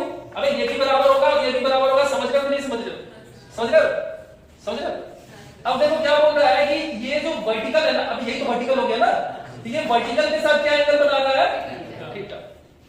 तो ये एंगल भी थीटा है और ये एंगल भी क्या है, थीटा है। दिखा नहीं रहा हूं, गंदा हो जाएगा फोटो, ये भी एंगल थीटा है। क्वेश्चन के हिसाब से ये सब हो रहा है, ये मैं अपने हिसाब से कुछ नहीं मानता, मैं क्वेश्चन पढ़ रहा हूं और क्वेश्चन पढ़ के मैंने ये डायग्राम बनाया, वर्टिकल के साथ ये एंगल थीटा बना रहा है, दोनों के बीच में ये इक्विलिब्रियम सेपरेशन जो है वो क्या है, d है। इसी की वैल्यू निकालनी है। दोनों का मास m है, चार्ज क्या है, q है। आपको पता है दोनों का चार्ज q है, तो क्या करेगा, दोनों रिपेल करेगा। तो रिपेल करेगा तो एक समय में जाके दोनों क्या हो जाएगा, ऐसे रेस्ट में हो जाएगा। जैसे ही वो रेस्ट में होगा तो वहां पे अब हम क्या करेंगे, फोर्सेस को बैलेंस कर देंगे किसी एक बॉल। और अगर रेस्ट में है तो दो चार्जेस रेस्ट में होते हैं तो उसमें क्या लग जाएगा, कूलम फोर्स लग जाएगा। बात समझ में आ रही है कि ध्यान से देखो, ये जो बॉल है वो इस पे लगा देगा चार्ज, फोर्स लगा देगा कूलम फोर्स, तो वो किधर लगाएगा, अबे F इलेक्ट्रोस्टैटिक, FE बोल दिया, FE बोल दिया, सीधा लगेगा। मेरे भावनाओं पे मत जाना, मतलब ये सीधा जाएगा इधर। बोलो चमक रहा है कि नहीं। अच्छा मुझे एक बात बताओ कि यहां पे देखो, अगर मैं यहां से देखो, यहां पे एक धागा है, इस धागा में टेंशन होता है कि नहीं होता है, स्ट्रिंग में टेंशन होता है ना। और टेंशन को कैसे दिखाते हैं, अरे डायरेक्शन कैसे दिखाते हैं, छाता खोल दो, ठीक है। तो यहाँ पे छाता खोल दो, ये देखो ये टेंशन ऊपर हुआ कि नहीं हुआ, नहीं समझ पाए, कोई बात है नहीं, कोई बात नहीं अगर नहीं समझ पाए तो ठीक है। अब ध्यान से देखो, यहाँ पे देखो, इसका मतलब टेंशन को ब्रेक करना होगा। अब ये इसका मास है, मैं बहुत कहा तो mg कितना लगेगा, इसलिए तो बोल रहा था कि NLM laws of motion concept लगेगा, फोर्सेस को ब्रेक कर रहे हैं यहाँ पे। mg नीचे लगेगा, अरे नहीं लगेगा। अब ध्यान से देखो, और हर जगह मैथ ही लगता है, फिजिक्स में मैथ लगता है, क्योंकि सारे न्यूमेरिकल मैथ के कॉन्सेप्ट से बनेंगे, फिजिक्स के कॉन्सेप्ट वहां पे यूज होंगे, मैथ के फॉर्मूला से बनेंगे। आपको पता है कि ये एंगल अगर थीटा है तो ये एंगल क्या हो जाएगा, क्या हो जाएगा बोलो, अबे पता है ना, ये एंगल थीटा होता है तो ये एंगल थीटा होता है।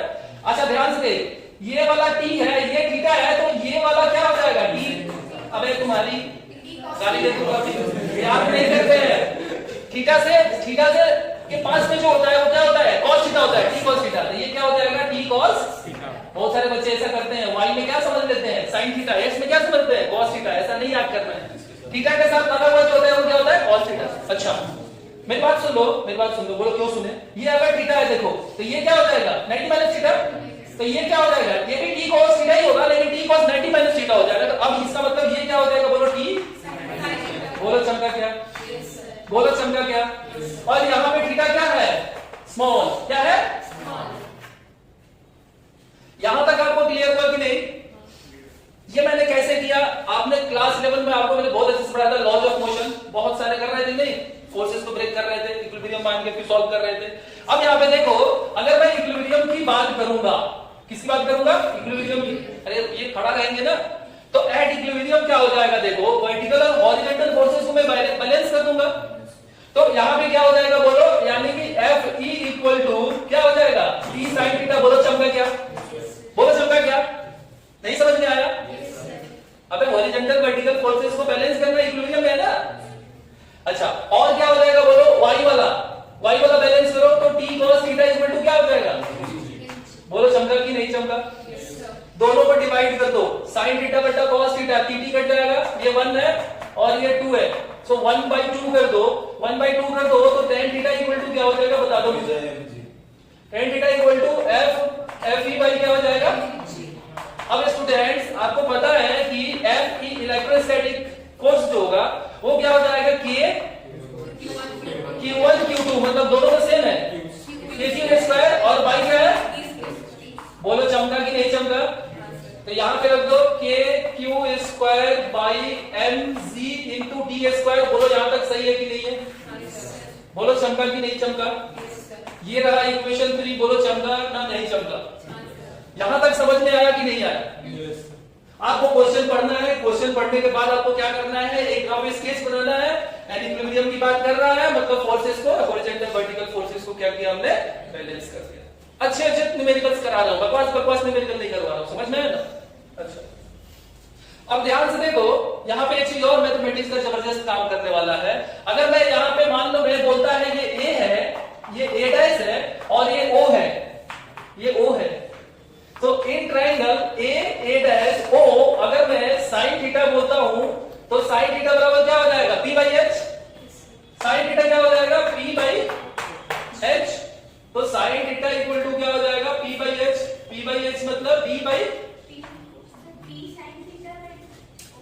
साइन थीटा क्या हो जाता है p, ये वाला डिस्टेंस, ये ट्रायंगल की बात कर रहा हूं ना, ओ ए ए डैश, साइन थीटा क्या होता है p बाई h, यानी कि ये d बाई 2 और इनटू क्या हो जाएगा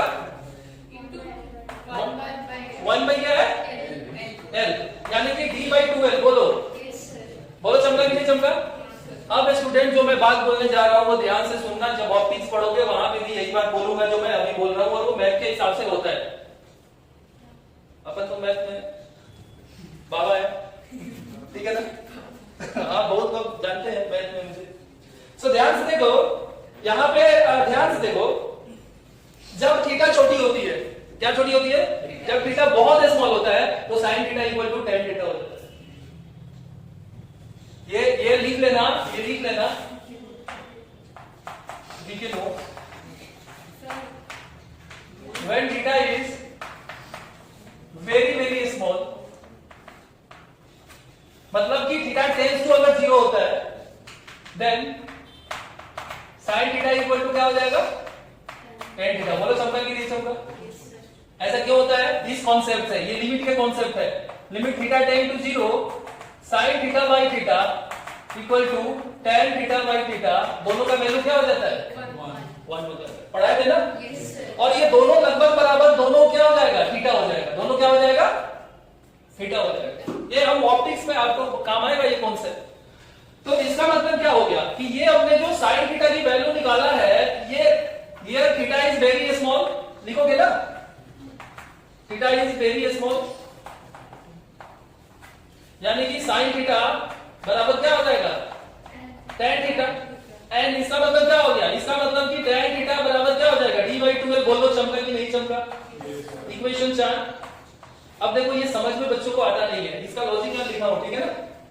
थीटा अगर बहुत स्मॉल होता है तो साइन थीटा tan थीटा क्या हो जाता है इक्वल हो जाता है। ऑप्टिक्स में काम आएगा बहुत जगह।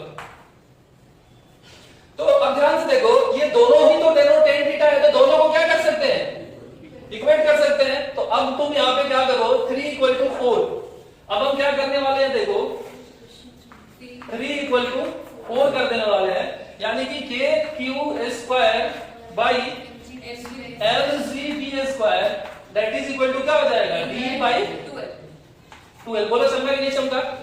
मुझे क्या निकालना है d। अब तुमको दिख रहा है कि नहीं d? कोलर डी दिख रहा है कि d दिख रहा है? तो यहां से d निकाल दो, तो this implies that dq equal to, ये dq इक्वल टू हो जाएगा 2l kq square divided by, बोलो चमका कि नहीं? और इस पूरे का पावर में क्या कर देता हूं 1/3, तो that is equal to d answer. अब ये question same to same question जो है वो जेईई मेंस में आया हुआ था, जेईई मेंस 2021 सेम क्वेश्चन आया हुआ था। इसी क्वेश्चन के जैसा, जिसमें हम फोर्सेस को ब्रेक करते हैं लॉज ऑफ मोशन कॉन्सेप्ट लगा के, नीट में भी क्वेश्चन आया हुआ है। और ऐसा ही क्वेश्चन 2021 जेईई मेंस में 2 आया हुआ है, सेम ही कॉन्सेप्ट में 2 क्वेश्चन आया हुआ है। उसके पहले भी रिपीट हुआ है, जेईई एडवांस में भी क्वेश्चन आया हुआ है। तो आपको ऐसे क्वेश्चन जो है ना, जिसमें लॉज ऑफ मोशन के कॉन्सेप्ट यूज होते हैं इलेक्ट्रोस्टैटिक्स में, वो बहुत इंपॉर्टेंट होते हैं और इसको करना चाहिए। और यहाँ पे हमने आपको क्या बताया, जब थीटा बहुत छोटा होता है तो साइन थीटा इक्वल टू क्या हो जाएगा, तो इसको आप छाप दो, चलो ठीक है। सो देखो, जो तीसरा क्वेश्चन है वो हमारा एसएचएम और इलेक्ट्रोस्टैटिक्स से कनेक्टेड है।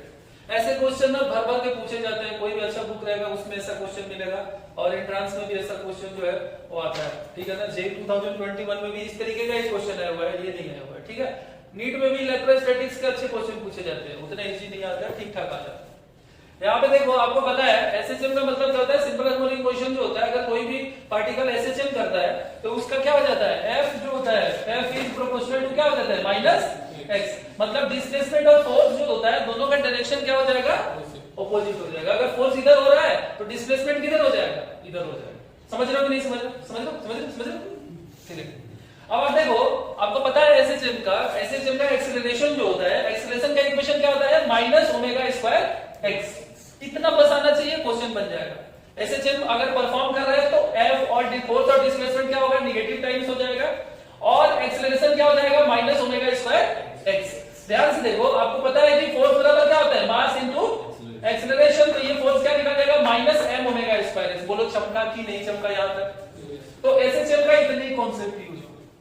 तो हमें इस क्वेश्चन में क्या करना है कि बोल रहा है ना कि ये दो चार्जेस है, दो प्लस क्यू चार्जेस है, ठीक है, दोनों के बीच की दूरी 2d है। क्या है? 2d है, और इसके बीच में सेंटर में एक क्यूनेट चार्ज रखा है। तो देखो ये क्यूनेट चार्ज का डिस्टेंस अगर ये सेंटर में तो यहां से यहां तक d और यहां से यहां तक क्या हो जाएगा d। अब क्या बोल रहा है ना कि इस क्यूनेट चार्ज को स्टूडेंट्स थोड़ा सा इसको डिस्प्लेसमेंट किया जा रहा है, थोड़ा सा स्लाइटली डिस्प्लेस किया जाता है x। तो हमको यही साबित करना है ना कि इसको थोड़ा सा देखो, इसको देखो, अभी इसको थोड़ा सा इधर डिस्प्लेस कर दिया तो ये क्या होने लगा? एसएचएम करने लगा। यही साबित करना है। तो ये कैसे साबित करेंगे? देखो बड़ा बेसिक चीज है। कैसे साबित करेंगे? हम क्या करेंगे ना, इस पे नेट फोर्स निकाल लेंगे, डिस्प्लेस x डिस्प्लेस। इसको जब हम डिस्प्लेसमेंट करेंगे तो ये कहां चला आएगा? यहां चला आएगा ना। तो यहां पे इसका नेट फोर्स निकाल लेंगे और वहां पे हम देखेंगे कि क्या इसका फोर्स और जो डिस्प्लेसमेंट है वो एक ही डायरेक्शन में हो रहा है कि अपोजिट डायरेक्शन में। बात समझ में आ रहा है कि नहीं आ रहा? और उसके बाद फिर टाइम पीरियड निकल जाएगा। उसके बाद क्या निकल जाएगा? टाइम पीरियड निकल जाएगा। मेरी बात ध्यान से सुन लो स्टूडेंट्स, यहां देखो ध्यान से। ये चार्ज को अगर हम यहां पे डिस्प्लेस करेंगे, मान लो x डिस्प्लेसमेंट कर रहे हैं इसको, ठीक है ना, तो यहां से देखो अब हमें ये दो पॉइंट है 1 और 2, तो ये वाला जो चार्ज है ना इसका यहां से दूरी क्या हो जाएगा? यहां से यहां तक d है और यहां से यहां तक x है, d प्लस x। बोलो समझ रहे हो कि नहीं समझ रहे हो? ये q1 से कितना दूरी हो गया? d plus x।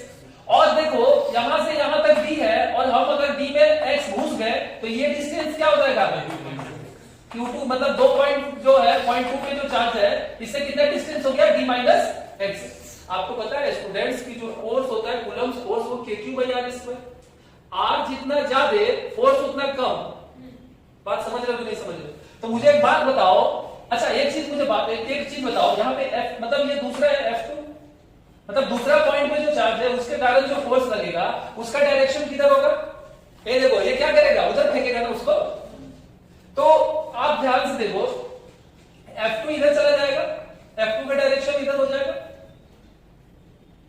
नहीं समझ रहे हो? समझ रहे हो? तो अच्छा F2 उधर चला गया, F2 क्या हो जाएगा बोलो? KQ/Q0, KQ/Q0, ये तो Q0 है ना, KQ/Q0 बाई क्या हो जाएगा? ये डिस्टेंस d माइनस x का होल स्क्वायर। समझ रहे हो कि नहीं समझ?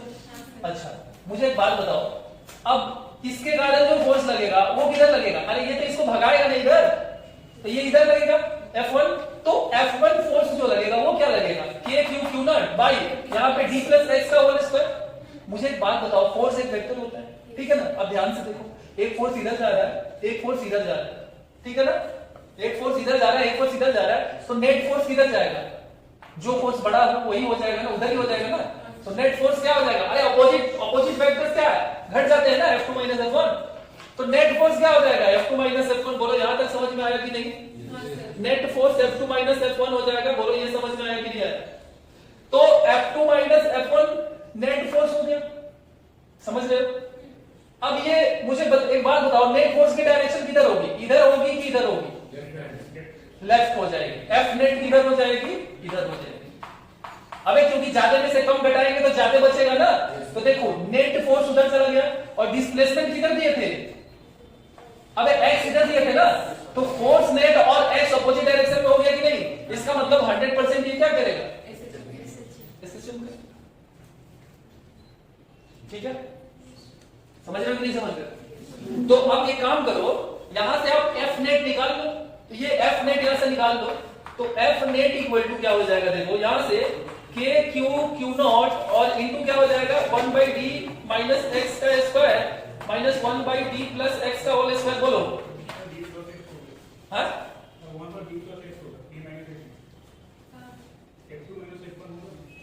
हाँ तो F2 तो ये है ना,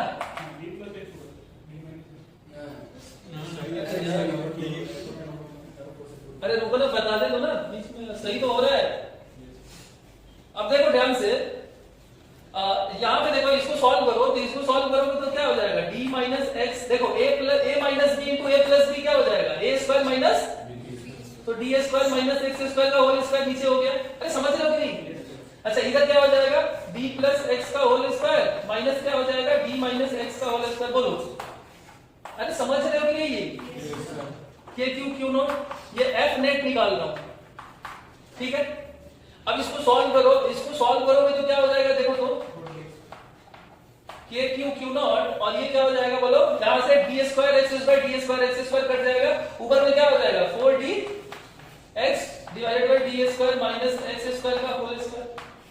यहां पे देखो x d से बहुत छोटा है नहीं है, तो इसको क्या कर सकते हैं, x को x स्क्वायर क्या कर सकते हैं, टेंस टू 0, समझ रहे हो नहीं समझ रहे हो, तो टेंस टू 0 कर दो, तो अब क्या बचा, यानी कि f नेट क्या निकला बोलो तो, k q q not 4dx 4 into d मतलब d into x है, डिवाइडेड बाय ये क्या हो जाएगा d की पावर 4, देखो d की पावर 4 और ये d कट जाएगा, तो ये क्या हो जाएगा f नेट यहां पे लिख देता हूं, यानी कि f नेट इक्वल टू क्या निकला बताओ मुझे, k q q naught 4x divided by क्या है dq, बोलो यही नेट फोर्स निकला कि नहीं निकला, समझ रहे हो कि नहीं समझ रहे हो। अच्छा इसको तुम इक्वेशन 2 बना लो, ठीक है। अब आप देखो ध्यान से, यहां से देखो, आपको पता है कि x मतलब फोर्स क्या हो जाएगा नाउ, F जो है वो क्या है माइनस m ओमेगा स्क्वायर, अरे है कि नहीं है, तो अब ये F की जगह पे ये वाला फोर्स रख दो, यही तो नेट फोर्स है, यानी k q q naught into 4x by dq and that is equal to क्या हो जाएगा माइनस m ओमेगा स्क्वायर, ये माइनस प्लस रख देते हैं क्योंकि यहां पे भी तो माइनस आएगा ना, अरे भाई लोग सुनो इधर, ये डिस्प्लेसमेंट और ये देखो डिस्प्लेसमेंट और फोर्स का डायरेक्शन क्या अपोजिट है, तो एक माइनस आएगा ना, ये माइनस इसको खत्म कर देगा, इसीलिए प्लस लिख रहा हूं, ठीक है ना, नहीं समझे। यहां से ओमेगा जो है ओमेगा की वैल्यू क्या आ जाएगी, यहां से ओमेगा की वैल्यू क्या आ जाएगी बोलो, omega equal to K Q Q naught 4x by D Q M, यही होगा ना, इसका रूट ओवर, बोलो बोलो ये निकलेगा कि नहीं निकलेगा, ठीक है। अब इसके बाद देखो मैं कहां करता हूं, इसके बाद मैं यहां कर दे रहा हूं, अब निकल चुका है।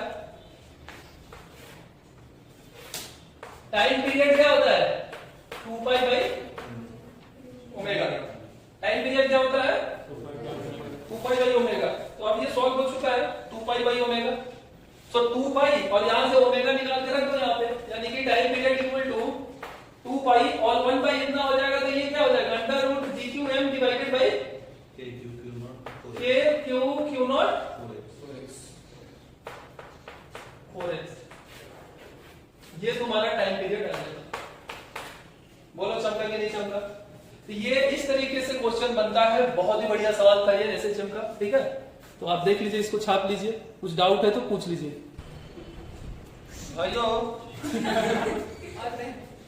भाइयों तो बहनों, ध्यान से देखो, एक गलती हो गया, गलती ये हो गया ना कि ये हमारा जो है वो एक्सीलरेशन होता है माइनस ओमेगा स्क्वायर एक्स होता है, तो force minus m omega square x होता है, तो माइनस m ओमेगा स्क्वायर यहाँ पे और क्या होगा ये x होगा, देखो मेरे से ये छूट गया था, x छूट गया था, ठीक है ना, मैं इसके लिए माफी चाहता हूँ, ये x कट जाएगा, ये x चला जाएगा, मतलब ये x मिट जाएगा, समझ रहे हो ना, समझ रहे हो अच्छे से समझ रहे होगे। तो यहां से ये x चला जाएगा, जब x चला जाएगा मतलब ये वाला क्या होगा, यहाँ पे x नहीं होगा, ठीक है ना, वो माइनस कट गया था ना, बोला था ना, समझ में ना।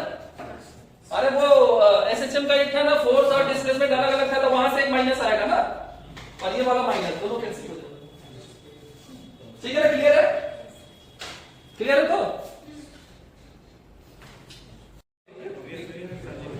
तो हम लोग सुपरपोजिशन प्रिंसिपल अभी देखने वाले हैं, और बगल में शादी का पार्टी हो रहा है, इसके कारण से थोड़ा साउंड आएगा, ठीक है, सो एडजस्ट कीजिए। देखो सुपरपोजिशन प्रिंसिपल क्या होता है, सुपरपोजिशन प्रिंसिपल मैं अभी बताया था कि ये कुछ है नहीं, आपको मान लो कि सिस्टम ऑफ पॉइंट चार्जेस दिए हुए हैं, 4 चार्जेस 5 चार्जेस या 10 चार्जेस ऐसे करके दिया हुआ है, आपको क्या करना है कि किसी भी एक चार्ज पे बाकी के चार्जेस के कारण क्या फोर्स लग रहा है, अगर वो कैलकुलेट करना है तो वो आप मतलब क्या करते हो, वेक्टरली सारे फोर्सेस को क्या कर देते हो, ऐड कर देते हो, इसी को सुपरपोजिशन प्रिंसिपल कहते हैं। तो यहाँ पे क्या दे रहा है कि net force on any charge due to a number of other charges is the vector sum of all the forces on that charge due to other charges. ठीक है ना? जिस देखो मान लो कि तुमको इस वाले चार्ज पे इन सारे चार्जेस के कारण क्या फोर्स लग रहा है वो फाइंड आउट करना है। तो हम क्या करेंगे, इन सबको वेक्टरली ऐड कर दो। अभी क्वेश्चन से बताएंगे ये सुपरपोजिशन प्रिंसिपल जो है, जैसे देख लो मान लो इस पे निकालना है तो मान लो कि ये Qn चार्ज जो है इस पे Q1 के कारण क्या फोर्स लग रहा है, तो ये क्या लग रहा है Fn1।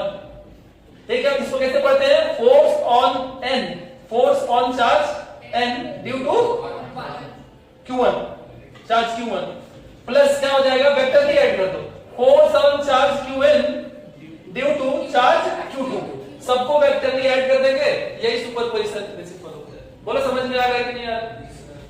अब मान लो गाने का इंटेंसिटी बढ़ते जा रहा है, लग रहा है ज्यादा ही खुश है आदमी, बाद में रोएगा जिंदगी भर। तो देखो मान लो कि जहां पे मैं कुछ तुमको ये 3 चार्जेस दे रहा हूं, ठीक है, पॉइंट चार्जेस, याद रखना 3 पॉइंट चार्जेस दे रहा हूं। लेट्स से कि ये Q1 है, ये Q2 है और ये क्या है, Q3 है। तो आप इस पे नेट फोर्स निकालो, F नेट ऑन Q3 आप निकालो, तो वो क्या हो जाएगा, वेक्टरली ऐड कर दो, फोर्स ऑन क्या हो जाएगा, सॉरी Q2 निकालना है, Q2 पे निकालना है, तो फोर्स ऑन क्या हो जाएगा 2, Q2 क्यों लिख रहे हो, फोर्स ऑन 2 ड्यू टू क्या हो जाएगा, प्लस क्या हो जाएगा, फोर्स ऑन 2 ड्यू टू, ये वेक्टरली ऐड कर दो, इसी को क्या बोलते हैं, यही तो है सुपरपोजिशन। अब याद रखना कि ये हम इसके बाद से इलेक्ट्रिक फील्ड पढ़ने वाले हैं, तो इलेक्ट्रिक फील्ड में भी पॉइंट चार्जेस के कारण जब इलेक्ट्रिक फील्ड निकालोगे सेम टू सेम ऐसे निकालोगे जैसे फोर्स निकाल रहे हैं, समझ रहे हो कि नहीं? और आप ऐसा जो है, आपको याद है ना ग्रेविटेशन जब मैंने पढ़ाया था तो मासेस के लिए आप निकाल रहे थे ना, ग्रेविटेशन में कर रहे थे कि नहीं कर रहे थे? तो जैसे आप M1 M2 M3 point masses के लिए आप ग्रेविटेशनल फोर्स निकाल रहे थे, वैसे ही आप क्या कर रहे हो, वैसे ही तो आप फाइंड आउट कर रहे हो, पॉइंट चार्जेस के कारण क्या निकाल रहे हो, नेट फोर्स निकाल रहे हो। किसी एक चार्ज पे नेट फोर्स बाकी के चार्जेस के कारण क्या होता है, समझ में आया ना? और ये क्या हो जाता है, वेक्टरली ऐड होता है। तो आपको वेक्टर आना चाहिए, वेक्टर आता है कि नहीं आता है? अभी मैं आपको इसका क्वेश्चन कराऊंगा तो आप समझोगे एनसीईआरटी का जो क्वेश्चन एनसीईआरटी में ऐसा मिलेगा, ठीक है ना? तो ये क्लियर हो गया आपको, सुपरपोजिशन प्रिंसिपल क्लियर हो गया, ठीक है? चलो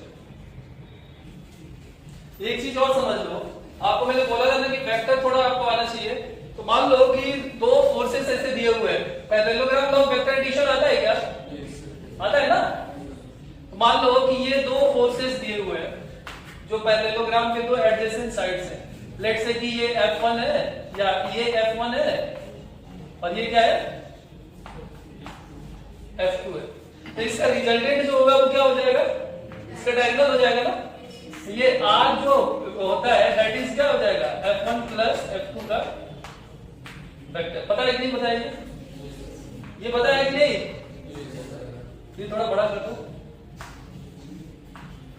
भावनाओं को समझो, समझ लो ना भावनाओं को। हाँ जी, चलो। तो ये parallelogram law of vector addition जो होता है, यानी कि कोई भी 2 वेक्टर है, दोनों वेक्टर का रिजल्टेंट आपको निकालना है, तो उसका फॉर्मूला क्या हो जाएगा, इस वेक्टर का देखो, ये तो एक वेक्टर है, आपको बताया था ना, इसका डायरेक्शन मैग्नीट्यूड सब निकालने बताया था ना, याद है कि नहीं? तो अगर आपको इस R वेक्टर का लेट से आपको मैग्नीट्यूड निकालना है, ये क्या है, मैग्नीट्यूड क्या है, धीरे धीरे इंटेंसिटी गाना का बढ़ते जा रहा है। अब ध्यान से देखो, अगर आपको इस वेक्टर का रिजल्टेंट निकालना होगा, रिजल्टेंट का मैग्नीट्यूड निकालना है, तो वो क्या हो जाता है बताओ, आपको पढ़ाया था मैंने, क्या हो जाता है बताइए, अंडर रूट ऑफ क्या हो जाएगा, plus 2F1 F2 cos theta. तो कोई भी 2 वेक्टर का अगर आपको रिजल्टेंट निकालना है, रिजल्टेंट का मैग्नीट्यूड निकालना है, तो वो आप ऐसे निकाल सकते हो। यहाँ पे थीटा क्या है बताओ, दोनों वेक्टर के बीच का एंगल जो है वो क्या है, थीटा। ये आपको आना चाहिए। बोलो बात समझ में आ रहा है कि नहीं? तो ये आपको ध्यान रखना है कि जहां पे भी हम मतलब ये चैप्टर जो है अभी हम पॉइंट चार्जेस का जो सुपरपोजिशन प्रिंसिपल लगाएंगे, वहां पे रिजल्टेंट निकालने में ये कॉन्सेप्ट यूज होगा, ठीक है ना? दोनों वेक्टर के बीच का एंगल आपको पता होना चाहिए और ये फॉर्मूला पता होना चाहिए। आपको पता है ना कि आप ये एंगल भी निकाल सकते हो ना रिजल्टेंट के साथ। अगर ये एंगल अल्फा है तो tan अल्फा आप याद करो निकाले थे ना, यहाँ पे एक परपेंडिकुलर ड्रॉ कर दिए थे, इसको बढ़ा दिए थे, ये एंगल थीटा था तो ये भी एंगल क्या था, थीटा था। तो क्या निकला था, कैसे निकला था, अबे बोलो, ए और बी करके था ना, कैसे निकाले थे, अरे क्या फॉर्मूला क्या था, अरे इडियट्स ऐसे कुछ था ना। tan अल्फा अगर मैं बोलूंगा तो ये क्या हो जाएगा, कुछ b sin theta by a plus b cos theta ऐसे करके था कि नहीं था, क्या,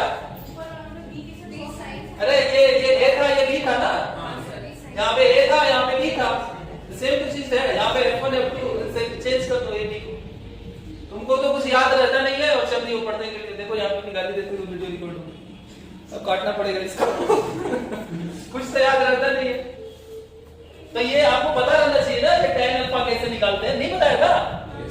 सो मैग्नीट्यूड और डायरेक्शन आपको वेक्टर में निकालने आना चाहिए, ये प्रूफ किया था मैंने ट्रायंगल लॉ से भी पैरेललोग्राम लॉ से भी। नहीं याद रहेगा तो आपको न्यूमेरिकल नहीं बनेगा। अभी क्लियर हुआ तो चलो ठीक, अब क्वेश्चन देता हूं फिर क्लियर हो। सो देखो अब ये मैंने एक एनसीईआरटी टाइप का क्वेश्चन उठाया है, ठीक है। यहाँ पे देखो अपने को करना क्या है कि सी पॉइंट पे है ना, जो जितने भी मतलब फोर्सेस लग रहे हैं, ये देखो ये मतलब एबीसी एक ट्रायंगल है, राइट एंगल ट्रायंगल है क्योंकि तीनों साइड बराबर है। तो कौन सा ट्रायंगल है, सॉरी इक्विलेटरल ट्रायंगल है, ठीक है ना। सो एबीसी एक इक्विलेटरल ट्रायंगल है और यहाँ पे इसके तीनों जो वर्टिसेस है एबीसी, उस पे पॉइंट चार्जेस रखा हुआ है। ये क्या रखा हुआ है, क्यू और यहाँ पे माइनस क्यू, समझ रहे हो ना। अच्छा ये कुछ भी हो सकता है, किताबों में अलग अलग, ये नॉर्मल क्वेश्चन है, बोर्ड का क्वेश्चन है, ठीक है ना, बोर्ड में जो आता है। अब ध्यान से देखो आपको क्या करना है कि आपको ये सी पॉइंट पे इन दोनों चार्जेस के कारण क्या फोर्स आ रहा है वो निकालना है। तो अगेन देखो सी पॉइंट पे क्या लगा दूंगा, अभी बताया था ना सुपरपोजिशन प्रिंसिपल लगा देंगे। तो एक बात ध्यान रखना कि फोर्स क्या है, एक वेक्टर क्वांटिटी है। तो यहाँ पे ये चार्जेस की जो मैग्नीट्यूड होती है ना उनको पॉजिटिव रखना है, समझ रहे हो कि नहीं समझ रहे हो। चार्जेस के मैग्नीट्यूड को क्या रखना, पॉजिटिव, और वेक्टरली उनको ऐड करना है, ठीक है। फोर्सेस के कैलकुलेशन में ये बात आपको ध्यान रखना है। तो मुझे एक बात बताओ, अगर मैं ये वाला निकालना चाहता हूँ, ये फोर्स, लेट्स से कि ये फोर्स निकालना चाहता हूँ, तो इसका डायरेक्शन इधर जाएगा, अरे ये चार्ज इसको उधर खींचेगा ना, तो ये क्या हो जाएगा एफ सी ए, बोलो समझ रहे हो कि नहीं समझ रहे हो, force on C due to A, अरे समझ रहे हो कि नहीं समझ रहे, बोलो। ये वेक्टर हो जाएगा इधर, एफ सी ए इधर होगा कि नहीं होगा। अच्छा उसी तरीके से देखो ये इस पे ये किधर लगेगा, इधर लगेगा, एरो उधर होगा ना, इधर होगा, अट्रैक्ट करेगा ना, ये क्या हो जाएगा, इसका डायरेक्शन इधर हो जाएगा, तो ये क्या हो जाएगा एफ सी बी वेक्टर, बोलो बोलो समझ रहा है कि नहीं समझ रहा है, समझ रहा है। अब देखो अगर ये इक्विलेटरल ट्रायंगल है तो इसके जो एंगल्स होंगे ये सारे के सारे एंगल्स कितने के हो जाएंगे, कितने हो जाएंगे, 60 डिग्री हो जाएंगे, ठीक है। अच्छा तो अपने को क्या करना है, देखो कि सी पॉइंट पे जो नेट फोर्स निकालना है उसमें कितने फोर्सेस आ रहे हैं, दो फोर्स आ रहा है, और दोनों के बीच का एंगल कितना आ रहा है, 60 डिग्री। दोनों के बीच का एंगल जो है वो कितना आ रहा है, 60 डिग्री आ रहा है। अच्छा तो अब आराम से हम रिजल्टेंट निकाल सकते हैं। तो देखो एक वेक्टर ऐसे है, ये क्या है एफ सी ए वेक्टर, एक वेक्टर ऐसे है, ये क्या है एफ सी बी वेक्टर, और दोनों के बीच में एंगल जो है वो कितना है, तो बोलो निकाल पाओगे कि नहीं निकाल पाओगे। अबे ये दोनों वेक्टर का, दो वेक्टर का रिजल्टेंट नहीं निकाल सकते हो जब दोनों के बीच में एंगल पता हो तो। कैसे बताया था, आप रिजल्टेंट कैसे निकाल रहे थे, f1 square plus 2 square plus 2 f1 f2 cos theta. Theta क्या है, दोनों के बीच का एंगल। हम यहाँ पे मैग्नीट्यूड की बात कर रहे हैं, हम यहाँ पे इन फोर्सेस का किसकी बात कर रहे हैं, मैग्नीट्यूड की बात कर रहे हैं। तो मैग्नीट्यूड देखो ध्यान से, यहाँ पे चार्जेस क्या है, मतलब एफ सी ए अगर निकाल रहे हो, देखो अगर आप एफ सी ए निकाल रहे हो तो एफ सी ए कूलम्स लॉ से क्या हो जाएगा, के क्यू स्क्वायर, के Q square and divided by क्या हो जाएगा, बोलो बात समझ रहे हो कि नहीं। इसमें कंफ्यूज नहीं होना है कि सर नेगेटिव निकलेगा, हम मैग्नीट्यूड निकाल रहे हैं, बात समझ रहे हो कि नहीं समझ रहे हो। बात समझ रहे हो कि नहीं समझ रहे? मैग्नीट्यूड निकाल रहे हैं ना, तो याद रखना कि जब भी फोर्सेस आप निकालोगे तो आपको क्या करना है? अबे चार्ज का साइन कंसीडर करोगे क्या? नहीं, कंफ्यूज नहीं होना है, क्योंकि डायरेक्शन तो आप देख के ले रहे हो ना। अबे नहीं समझ रहे? उसी तरीके से देखो, अगर एफ सी पी निकालोगे तो एफ सी पी क्या हो जाएगा? फिर से बताओ, के फिर से के Q square by L square. अबे नहीं समझे? इसका मतलब कि यहां पे क्या देख रहे हो? F C A equal to क्या हो रहा है? F C B and that is equal to, let say कि ये एफ हो जा रहा है, लेट से कि ये क्या हो जा रहा है? एफ हो जा रहा है। बाद में लास्ट में इसका वैल्यू पुट कर देंगे, तो रिजल्टेंट क्या निकल जाएगा बोलो? F square plus F square plus 2f into cos 60 degree. बोलो एफ स्क्वायर क्या हो जाएगा?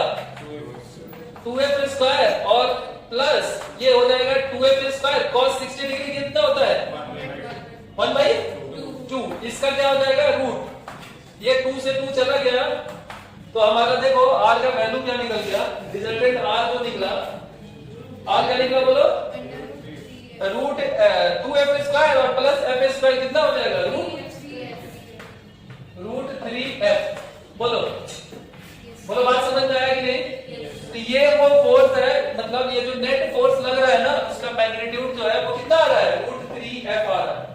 बोलो समझ में आया कि नहीं? उसी तरीके से आप इस पे भी निकाल सकते हो, इस पे भी निकाल सकते हो। आपको वेक्टर का कॉन्सेप्ट लगा के उसको ऐड करना है। समझ में आ रहा है कि नहीं आ रहा है? दोनों के बीच में एंगल खोल देना। अब और भी क्या क्वेश्चन हो सकता है? देखो इसी नंबर देखोगे तो उसमें ऐसे अलग अलग दे देगा। इसमें कितना दे देगा? इसको नोट कर लिया ना, यहाँ पे 3 दे देगा, यहाँ पे 7 दे देगा, यहाँ पे -3 से करे, अलग अलग कर देगा, तो अलग अलग कैलकुलेट कर लेना, ये सब कैलकुलेट कर लेना। एक जैसा हो रहा है तो क्या हो रहा है? यहाँ पे फायदा हो गया ना, डायरेक्ट हो गया। अगर फोर्सेस अलग अलग रहेंगे तो आप अलग अलग सॉल्व करो। बोलो समझ रहे हो कि नहीं समझ रहे हो? समझ रहे हो ना? ये तुमको समझ में आया कि नहीं? ये निगेटिव, देखो यहाँ पे ये निगेटिव था, ये पॉजिटिव था, तो इसका डायरेक्शन किधर हुआ था? इधर हुआ था। अरे ये निगेटिव को पॉजिटिव क्या करता है? अपनी तरफ बुलाता है ना। नहीं समझे? तो एफ सी बी कैसा आया? Force on C due to B इधर आया, force on C due to A इधर आया। ये इसको इधर बुला रहा है, ये इसको इधर बुला रहा है। अगर यहाँ पे पॉजिटिव रहता तो किधर रहता? उधर फेंकता ना। ये किधर फेंकता? उसको उधर फेंकता। अबे उस दिन समझाया था ना, मतलब आज ही समझाया था ना कुछ समय पहले। ये उसको उधर फेंकता, ये उसको उधर फेंकता। वो समझ रहे हो कि नहीं समझ रहे? समझ रहे हो? तो अब चलो इसको करो, देखो। हाँ ये कर लोगे, इजी है। देखो यहाँ पे क्या करना है ना कि अभी जो क्वेश्चन दिया था वैसे ये भी बोर्ड में बहुत बार आ चुका है। कोई भी आप सीबीएसई के बोर्ड हो या बिहार बोर्ड हो, यूपी बोर्ड हो, ठीक है ना, बिहार बोर्ड, तो आप कोई भी बोर्ड हो या उड़ीसा के बोर्ड हो, तो आपको स्कूल में +2 के एग्जाम में ऐसे क्वेश्चन पूछे जाते हैं, ठीक है। अब यहाँ पे क्या करना है कि देखो इस क्यूब चार्ज, मतलब बी पॉइंट में जो ये चार्ज है, इस पे बाकी के जो चार्जेस है ना, उनके कारण क्या फोर्स लग रहा है आपको निकालना है। तो पहले मुझे डायरेक्शन बता दो, कहानी खत्म हो जाएगी। यहाँ पे देखो, यहाँ पे इसका डायरेक्शन किधर हो जाएगा?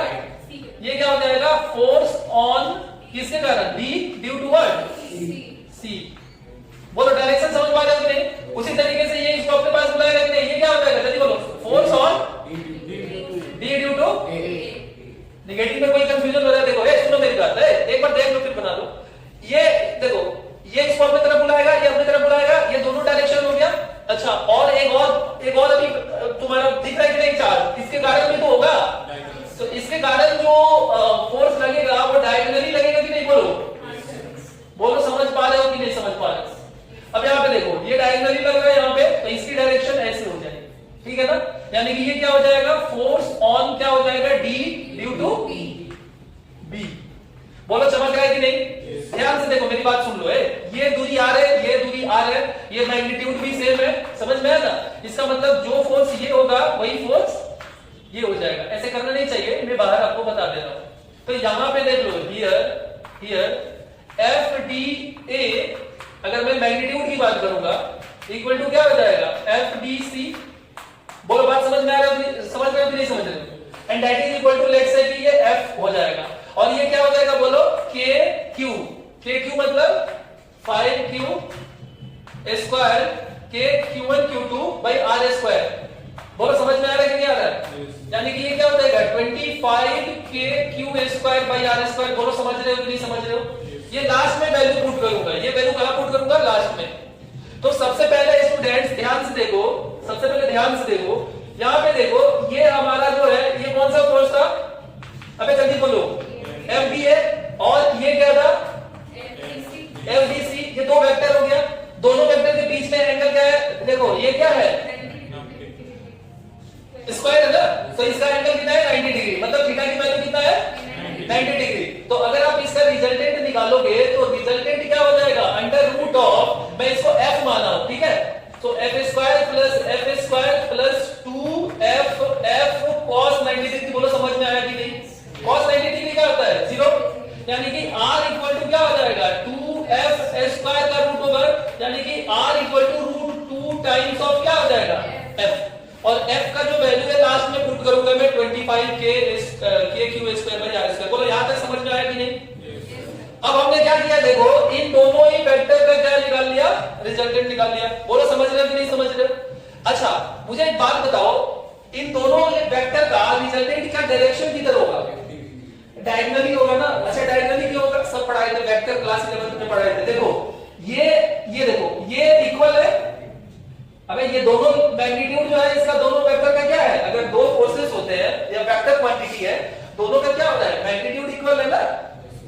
समझ रहे हो नहीं समझ रहे हो, तो इसका मतलब कि दोनों के बीच में जो एंगल होगा वो क्या हो जाएगा, आधा आधा हो जाएगा। मतलब ये टोटल 90 डिग्री है, तो ये मतलब उसका रिजल्टेंट जो होगा वो क्या करेगा, बाइसेक्ट कर देगा, एंगल बाइसेक्टर हो जाएगा। बोलो समझ रहे हो कि नहीं समझ रहे हो, समझ रहे हो कि नहीं समझ रहे हो। तो इधर कौन सा वेक्टर जाएगा, बोलो आर। अरे रिजल्टेंट वेक्टर इधर जाएगा कि नहीं जाएगा, ऐसा क्यों हुआ, क्योंकि मैग्नीट्यूड दोनों फोर्सेस का क्या था, सेम था। अगर मैग्नीट्यूड सेम होता तो करते क्या, नहीं, वेक्टर में पढ़ाए थे ना फर्स्ट ईयर में।